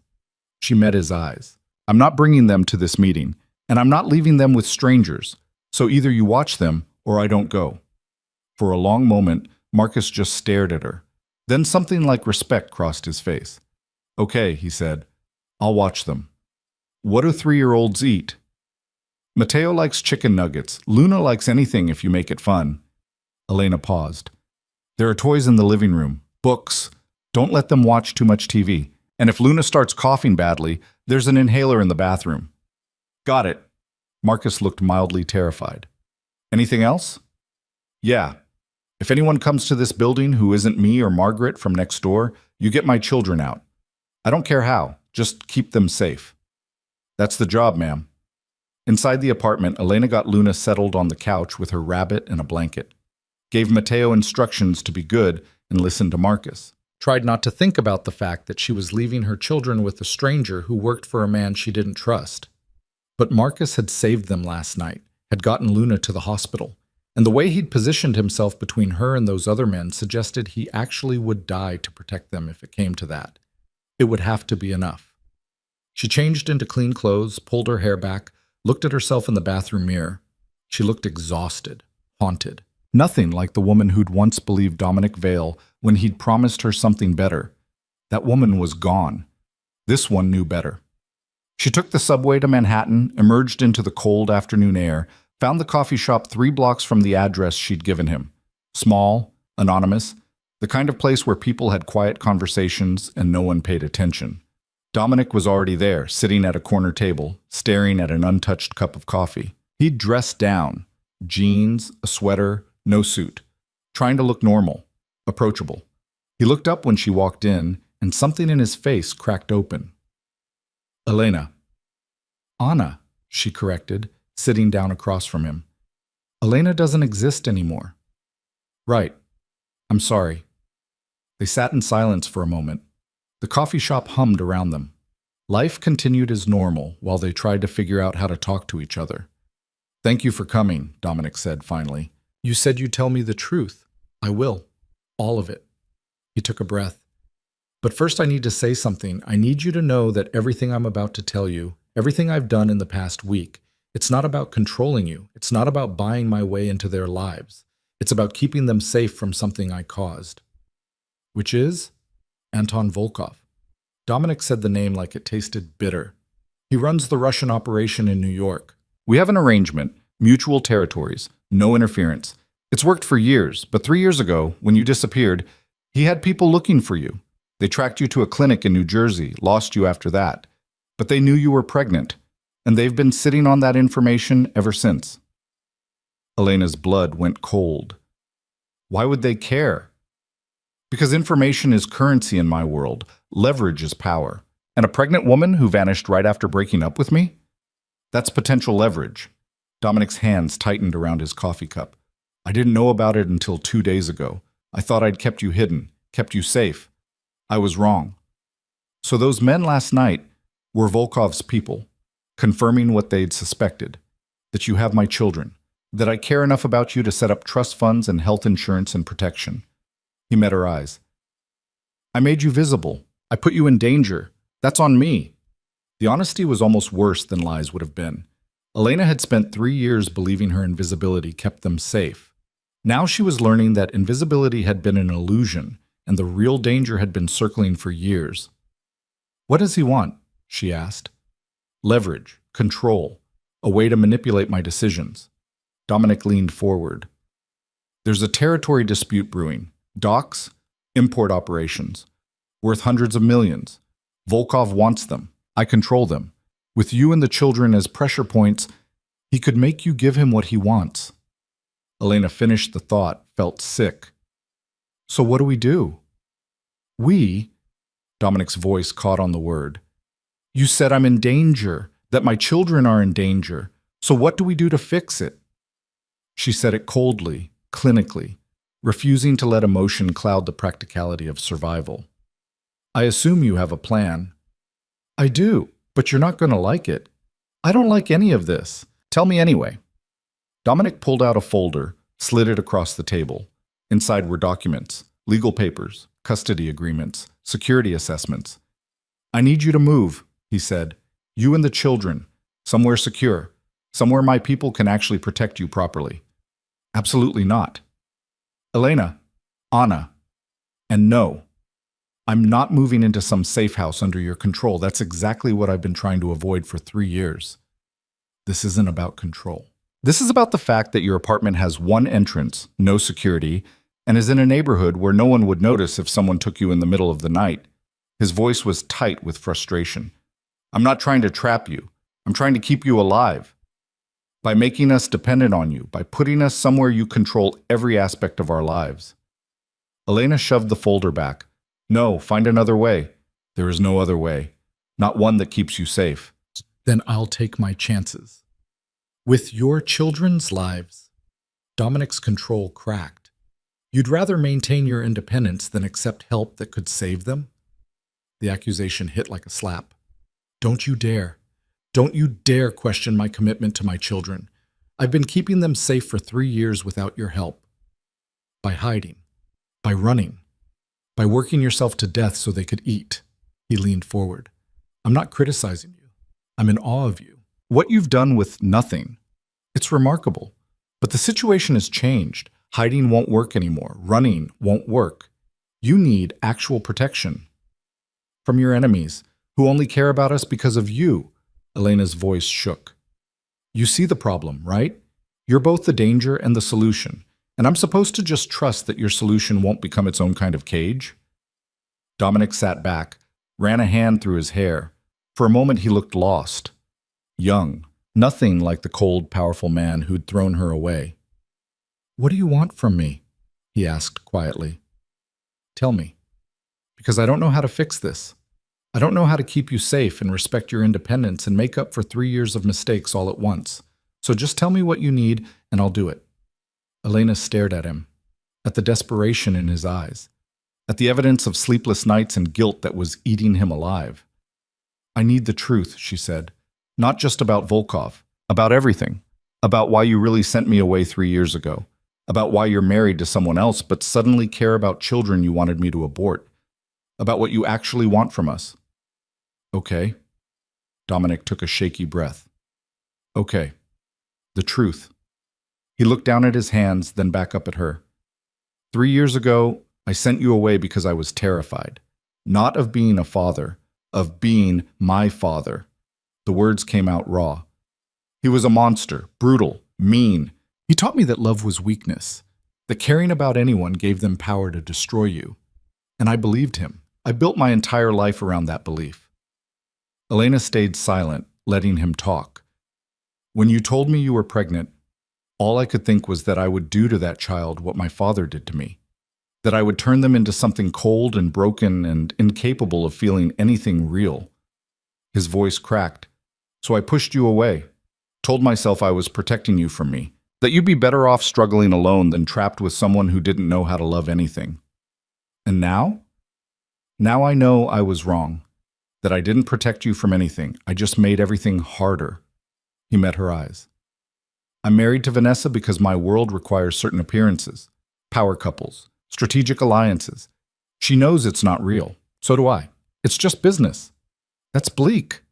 My entire life is bleak, has been since I was 8 years old and learned that the only way to survive was to stop feeling. He leaned forward.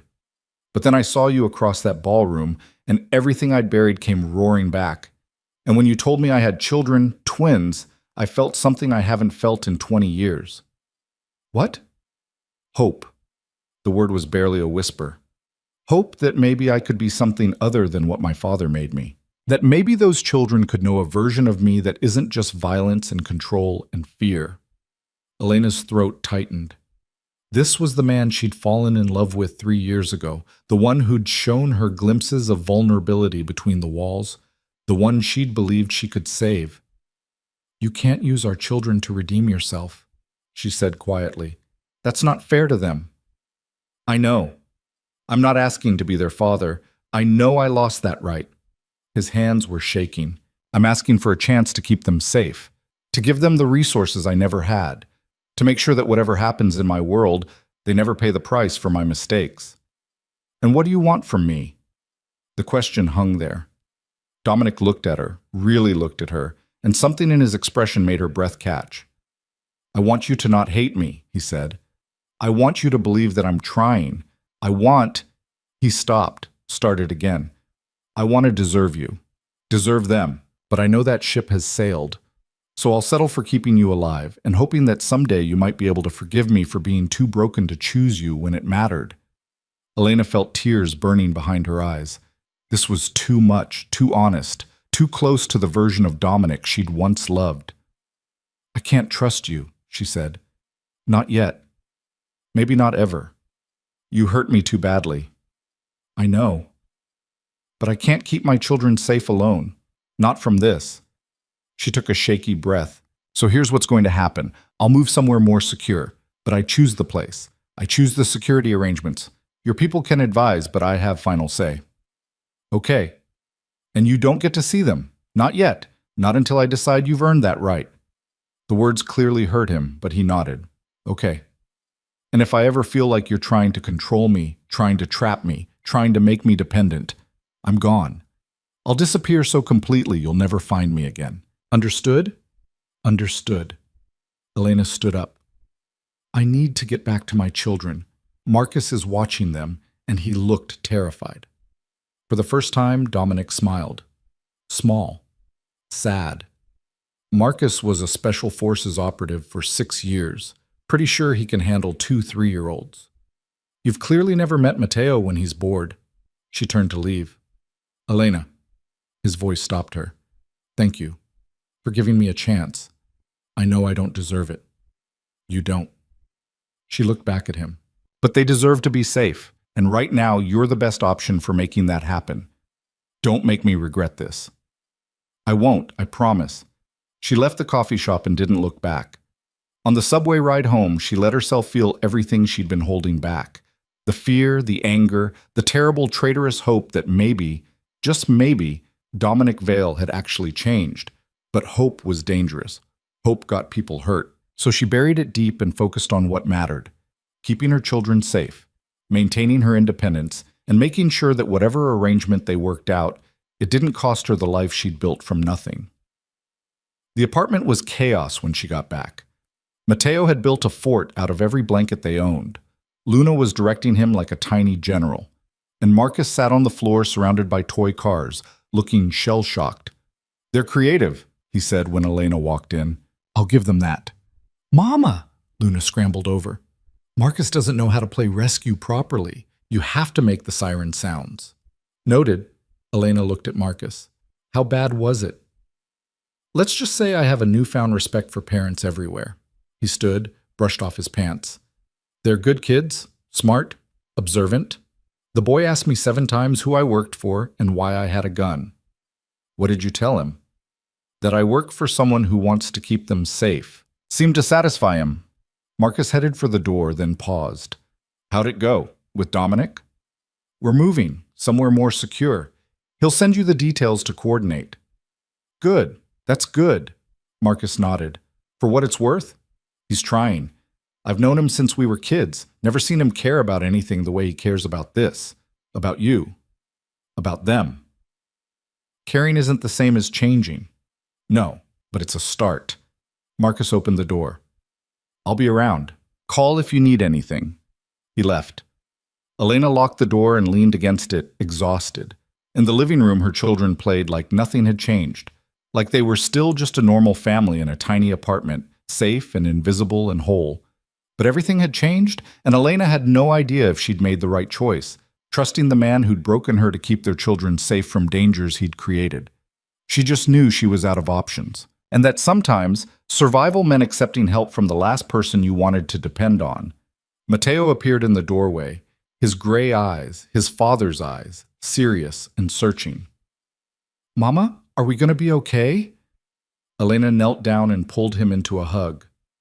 "Yes, baby, we're going to be okay." She hoped she wasn't lying, but hope and truth had stopped being the same thing a long time ago. The new apartment was in a building that looked like any other on the Upper West Side. Brick facade, understated entrance, the kind of place wealthy people lived without advertising it. But Elena noticed the details that marked it as different. The doorman, who was clearly more than a doorman, the way his eyes scanned every person who approached. The cameras positioned at angles that covered every entrance. The reinforced door frames. This wasn't just an apartment. It was a fortress disguised as a home. "What do you think?" Marcus stood beside her on the sidewalk, holding Luna, while Mateo gripped Elena's hand and stared up at the building with wide eyes. "It's a lot," Elena said. "It's safe. 3rd floor, corner unit, 2 bedrooms, 2 bathrooms. Building has 24-hour security, controlled access, and every tenant has been thoroughly vetted." He shifted Luna's weight. "Dominic owns the building, has for years, uses it for people who need protection." How many people need protection in his world? More than you'd think. Marcus headed for the entrance. "Come on, I'll show you around." The apartment was beautiful in a way that made Elena's chest tight. Hardwood floors, large windows with actual light, a kitchen with appliances that all worked, bedrooms big enough for real beds, real furniture, real childhoods. The children ran through it with the kind of joy only kids who'd never had space could understand. Mateo claimed the room with the dinosaur wallpaper. Luna wanted the one with the window seat that looked out over the street. "We can paint it any color you want," Marcus told her. "Princess colors, if you like." "I like purple," Luna said seriously. "And stars." "Purple and stars. I'll make a note." Elena stood in the middle of the living room and tried not to cry. This was what she'd wanted for them: space, safety, light. But accepting it felt like surrendering something fundamental about who they were, about the life she'd built through pure stubborn will. "There's a park 2 blocks away," Marcus was saying. "Good playground. The elementary school in the district is excellent, and there's a pediatrician in the building who's agreed to take Luna on as a patient." "Of course there is." Elena's voice came out sharper than intended. Dominic thinks of everything. He's trying. I know, that's what scares me. She turned to Marcus. What does he want from this? Really?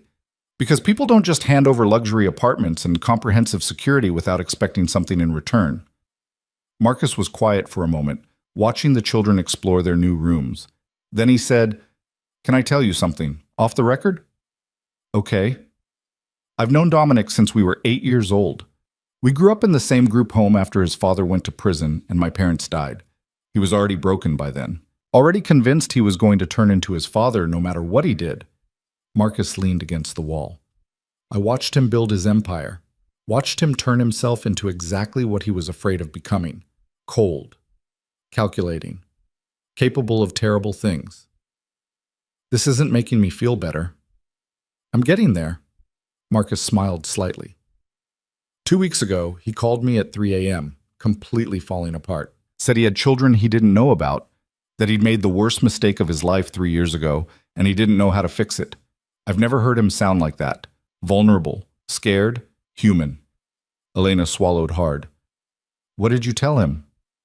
That he couldn't fix it. Not really, but he could try to do better going forward.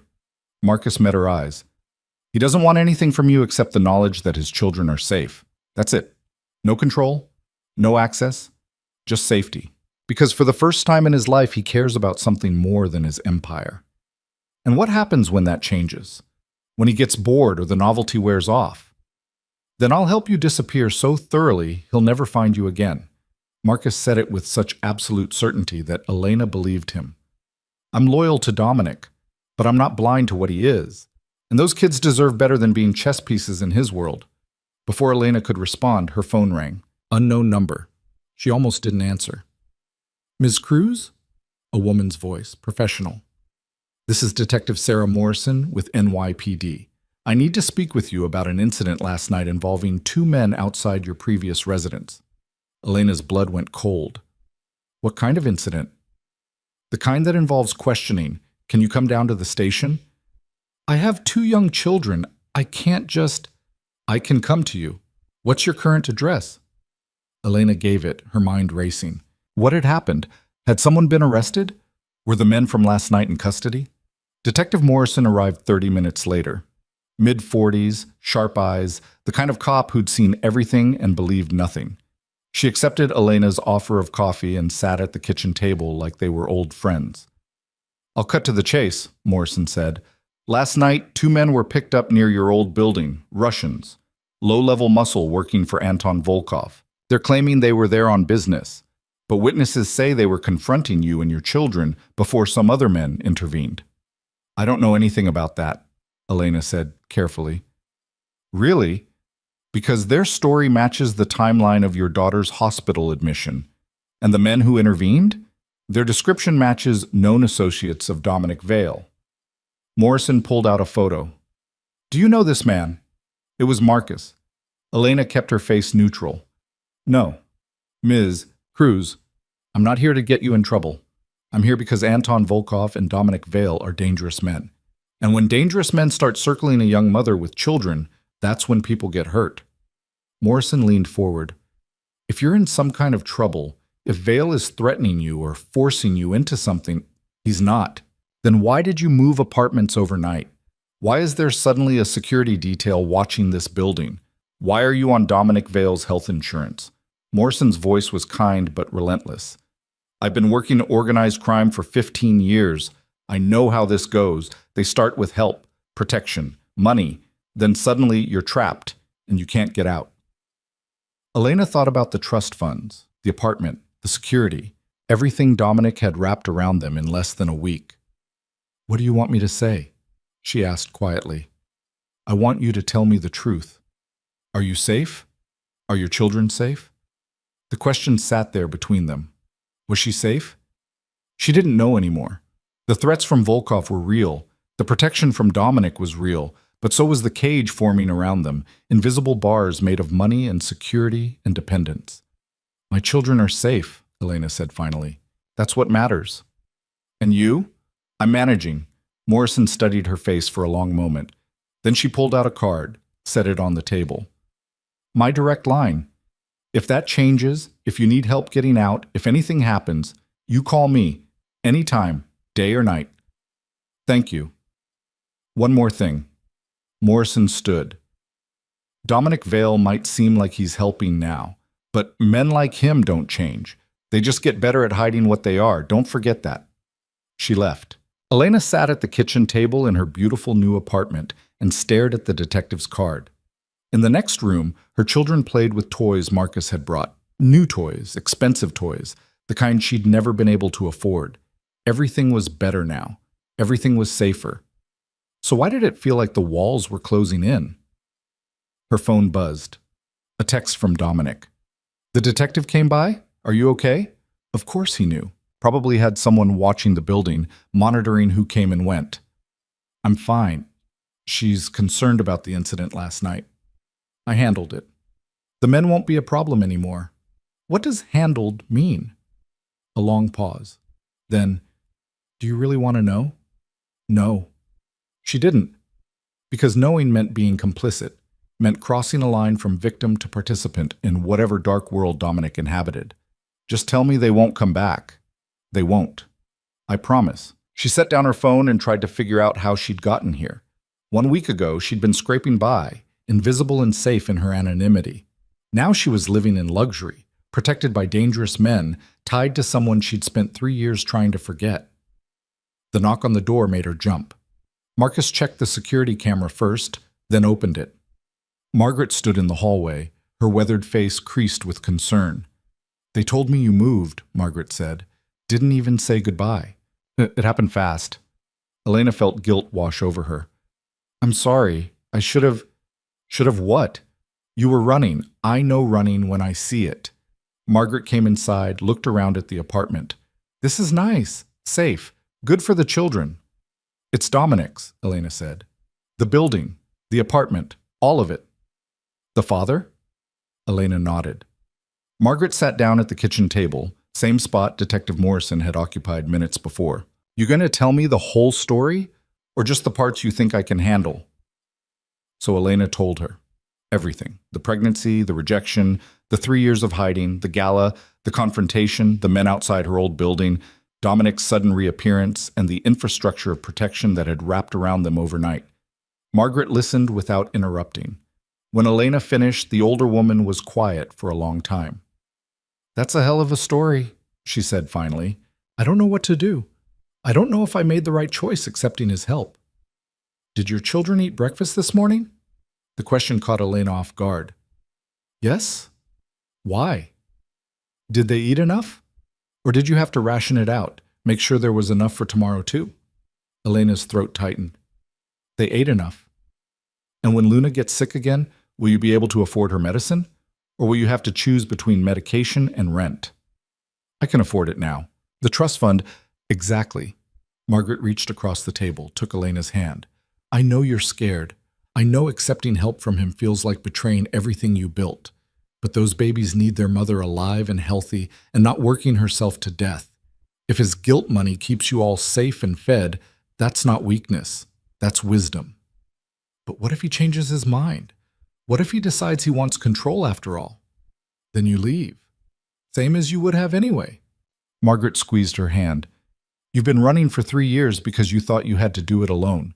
Maybe it's time to accept that you don't.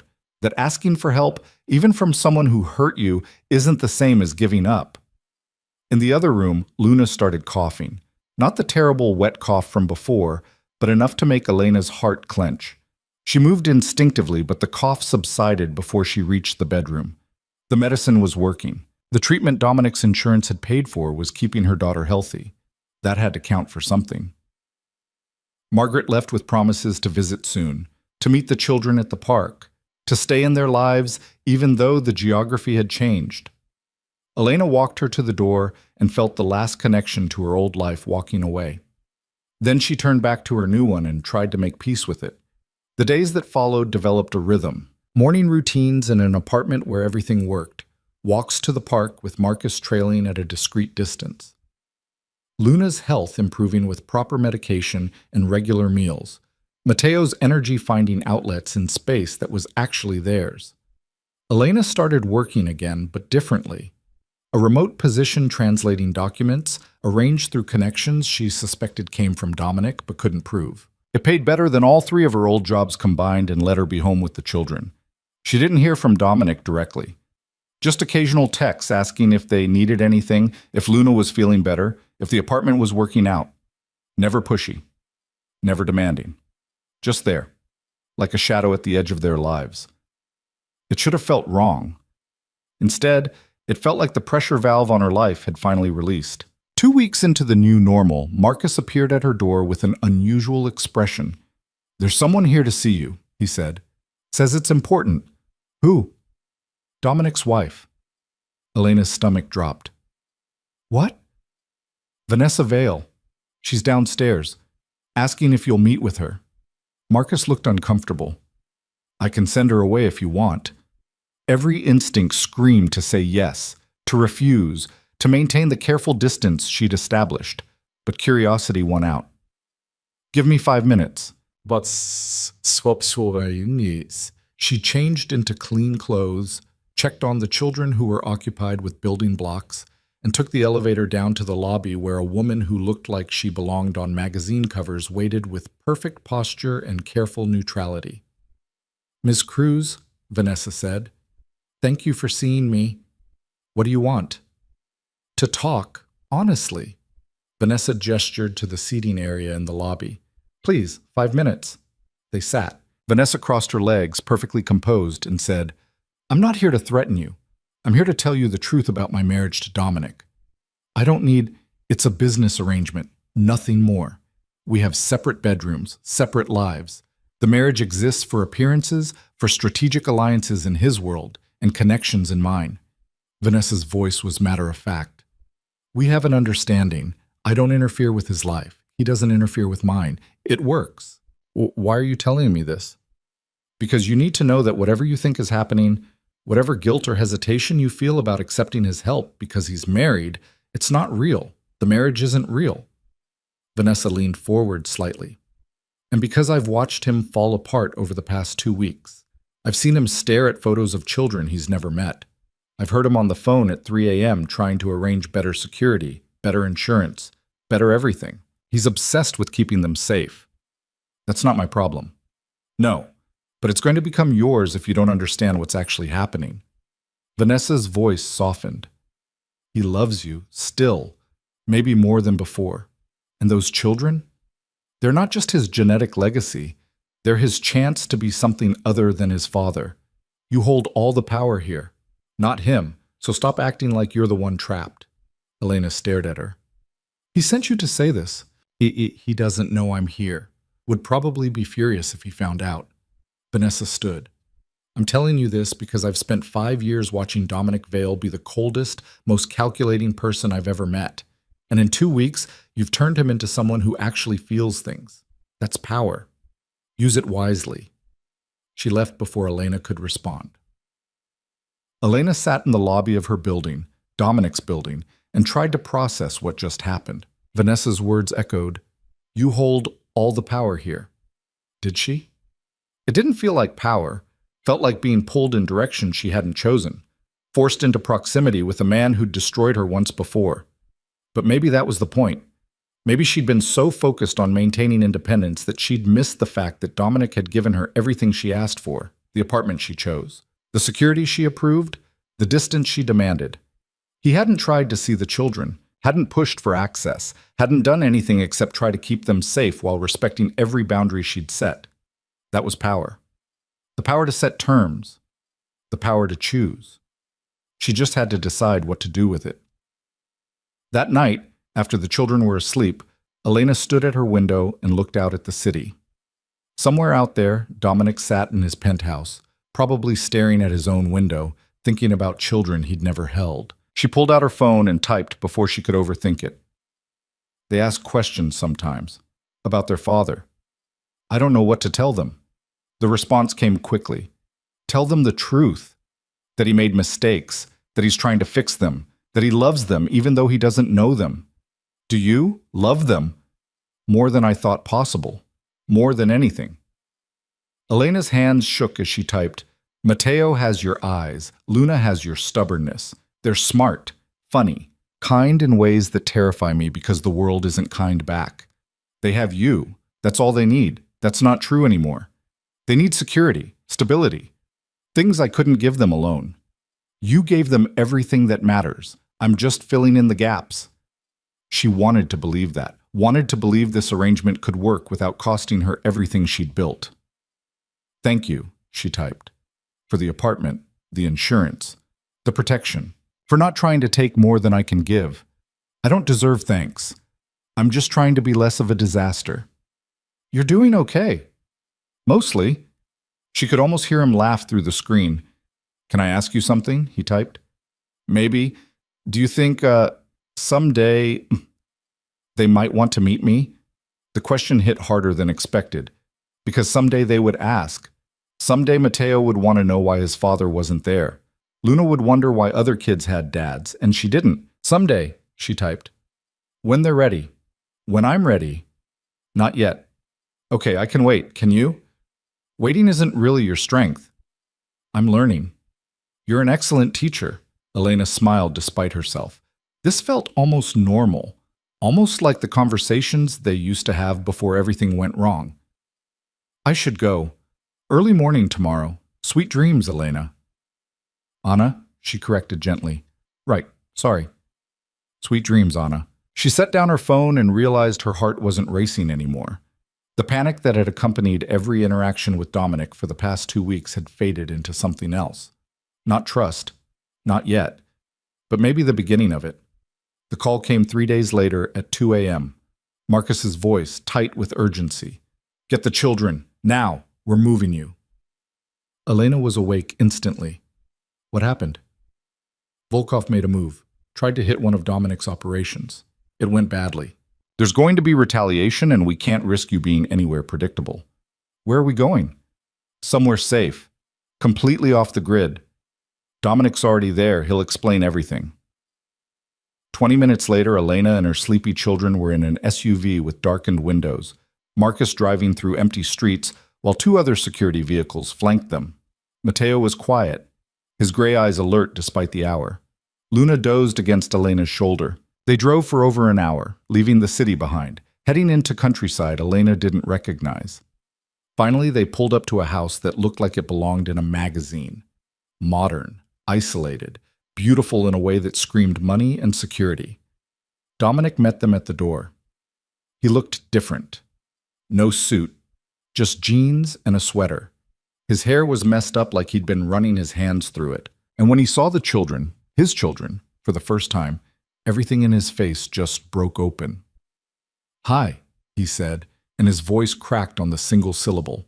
Mateo stared at him with those matching gray eyes. Who are you? Dominic looked at Elena, asking permission with his eyes. She took a breath and made a choice. This is Dominic, she said quietly.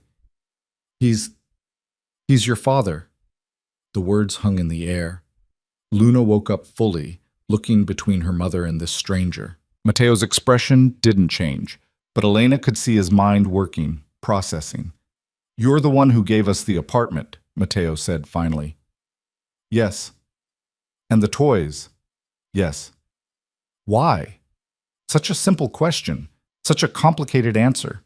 Dominic knelt down, bringing himself to eye level with his son. Because I made a mistake, a really big one, and I'm trying to fix it. What mistake? I wasn't there when you needed me, when your mom needed me, and I'm sorry for that. Mateo considered this with the seriousness of someone much older. Then he said, Mama says mistakes are okay if you learn from them. Your mama is very smart. I know. Mateo glanced at Elena, then back at Dominic. Are you going to stay now? The question broke something in Dominic's chest. Elena could see it happen, could see the exact moment he realized what he'd missed, what he'd thrown away, what he could never get back. If your mom says it's okay, he managed. I'd like to try. All eyes turned to Elena. She looked at Dominic, at the man who'd rejected her, who'd spent 3 years building an empire while their children grew up in poverty, who was now kneeling on the floor of a safe house in the middle of the night, trying not to cry in front of the son he'd just met. We'll see, she said. Not a yes, not a no, just possibility. It was enough. Marcus showed them to bedrooms upstairs. The children went down quickly, exhausted from the drama. Elena stayed with them until she was sure they were asleep, then went back downstairs where Dominic sat at the kitchen table looking shell-shocked. Thank you, he said when he saw her, for letting me meet them, for not running, for... What happened tonight? Elena interrupted. The truth. Dominic took a breath. Volkov tried to take out one of my warehouses, place where I store legitimate imports, nothing illegal. His men went in armed, planning to destroy it as a message. My security was waiting. 3 of his people are dead. The rest are in the wind. And now? Now there's going to be a war, unless I can find a way to end it first. He met her eyes. I'm giving him everything he wants. The docks, the import routes, all of it. Elena stared. Why? Because keeping that territory means escalating, means more violence, means putting you and the children in the crossfire. His voice was steady, absolute. I'm not willing to do that, not anymore. You're dismantling your empire.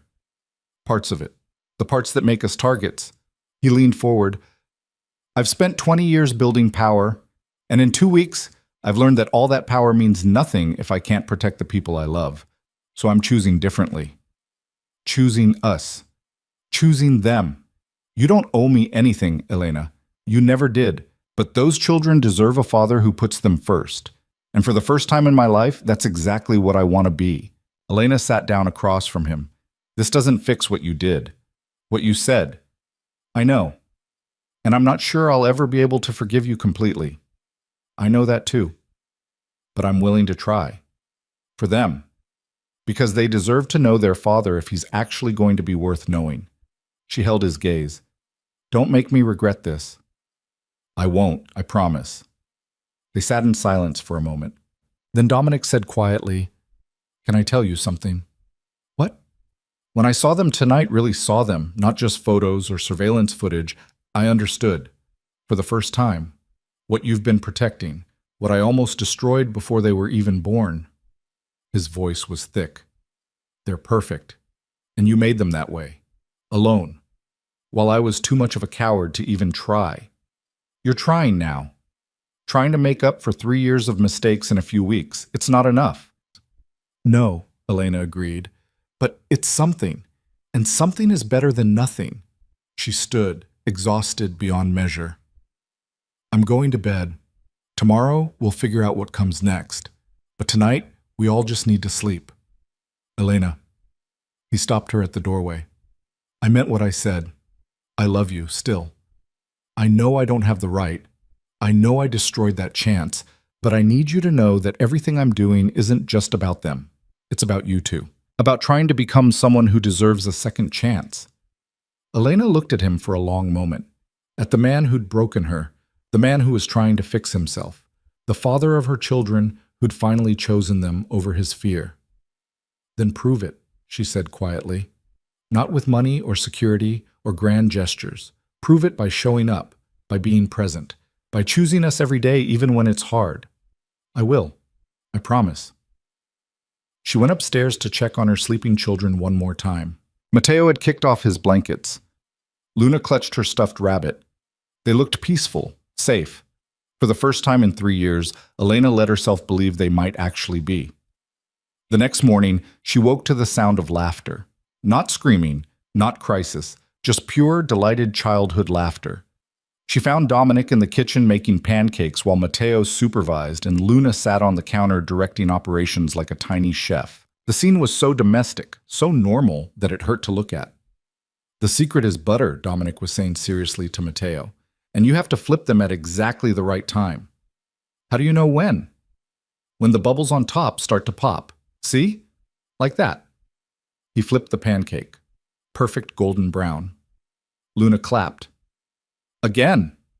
Dominic saw Elena in the doorway and smiled, uncertain, hopeful. Morning, we're making breakfast. Hope that's okay. It's fine. She moved into the kitchen, accepted the coffee he'd already poured for her. You're good at this. At pancakes? At this.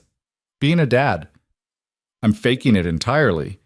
But his eyes were bright, happy in a way she'd never seen. They're incredible. Do you know Luna has opinions about star shapes versus regular circles? Very strong opinions. She gets that from you. The stubbornness? He grinned. Fair. They ate breakfast together. A family. Broken and rebuilt and fragile, but real. Mateo told jokes that weren't funny, but everyone laughed anyway. Luna ate 3 pancakes and declared herself the champion. Dominic looked at Elena across the table, and she could see everything he was feeling written across his face. Love, regret, hope, fear. All the things he'd taught himself not to feel coming back at once. After breakfast, Marcus appeared with news. Volkov accepted the terms. The docks are his. The territory dispute is over. Dominic nodded. Good. What else? Your legitimate businesses are solid. The board of directors for the foundation approved your expansion proposal. You're officially transitioning from criminal empire to actual philanthropist. Marcus grinned. How does it feel to be going straight? Weird. Good weird. Dominic looked at Elena. I'm starting a foundation for families in situations like yours was. Single parents, immigrants, people who need help but fall through the cracks. Housing assistance, medical care, education support. Using your guilt money for good, Elena asked, but there was no bite to it. Using my blood money to help people I should have helped all along, including you. She wanted to argue, wanted to maintain the walls that had kept her safe. But looking at him now, at the father playing with his children, at the man trying to build something better from the ruins of what he'd been, she found she didn't want to fight anymore. Okay, she said simply. Okay? Okay, we'll try this. Really try. Not just for the kids. For us too. She held his gaze.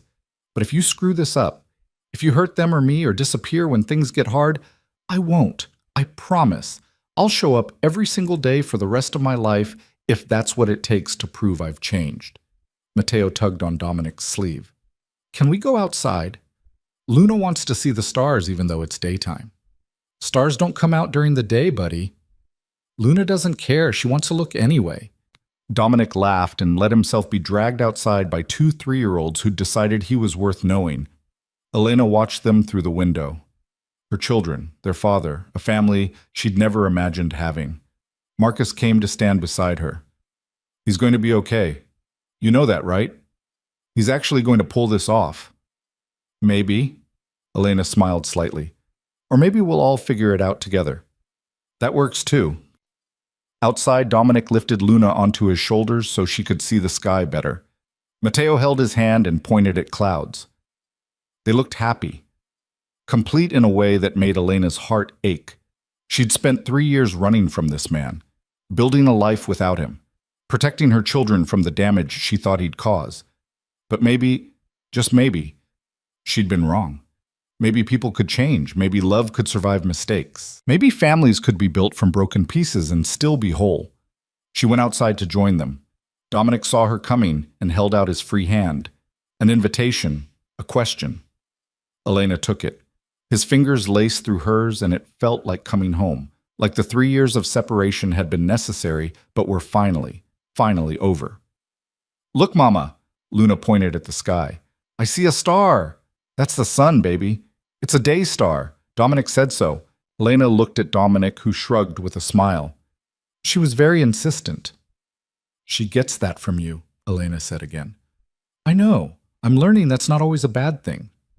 They stood together in the yard of a safe house in the middle of nowhere, while their children searched for stars in the daylight sky. And for the first time since Elena had walked out of Dominic's penthouse 3 years ago, she felt something other than fear about the future. She felt hope. Real, solid, terrifying hope. The kind that made you believe in second chances and redemption, and the possibility that broken people could learn to be whole. Thank you, Dominic said quietly, for letting me back in, for giving me a chance to be their father, for not giving up on me even when I'd given up on myself. Don't thank me yet. This is going to be hard, complicated. We have a lot to work through. I know. And just because we're trying doesn't mean we're together. Not like that. Not yet. I know that too. But someday, Elena said, and her voice was soft with possibility. Maybe. If you keep showing up, if you keep choosing us, maybe someday we could be something real. Dominic turned to her, and his eyes were bright with tears he wasn't bothering to hide anymore. I'd wait forever for that. For you. For this. You won't have to wait forever, just until I'm ready. Then I'll be here. Every day. However long it takes. Mateo ran over and crashed into both of them, wrapping his small arms around their legs. Group hug! Luna scrambled down from Dominic's shoulders and joined the pile. 4 people, tangled together, laughing in the sunlight. A family. Broken and rebuilt and imperfect, but theirs. Elena looked at Dominic over their children's heads and saw her future reflected in his eyes. Not perfect, not easy, but real, and worth fighting for. We're going to be okay, she said. To him, to herself, to the universe that had brought them back together despite everything. Yeah, Dominic agreed, his voice thick with emotion. We really are. And for the first time in 3 years, Elena believed it. The twins she'd protected alone were safe now. The man who'd rejected them had chosen them instead, and the life she'd built from nothing had transformed into something she'd never dared to imagine. Not because someone had saved her, but because she'd been strong enough to accept help, brave enough to give second chances, wise enough to know that family wasn't about perfection. It was about who stayed. And this time, against all odds and despite every mistake, he was staying. They all were. Together.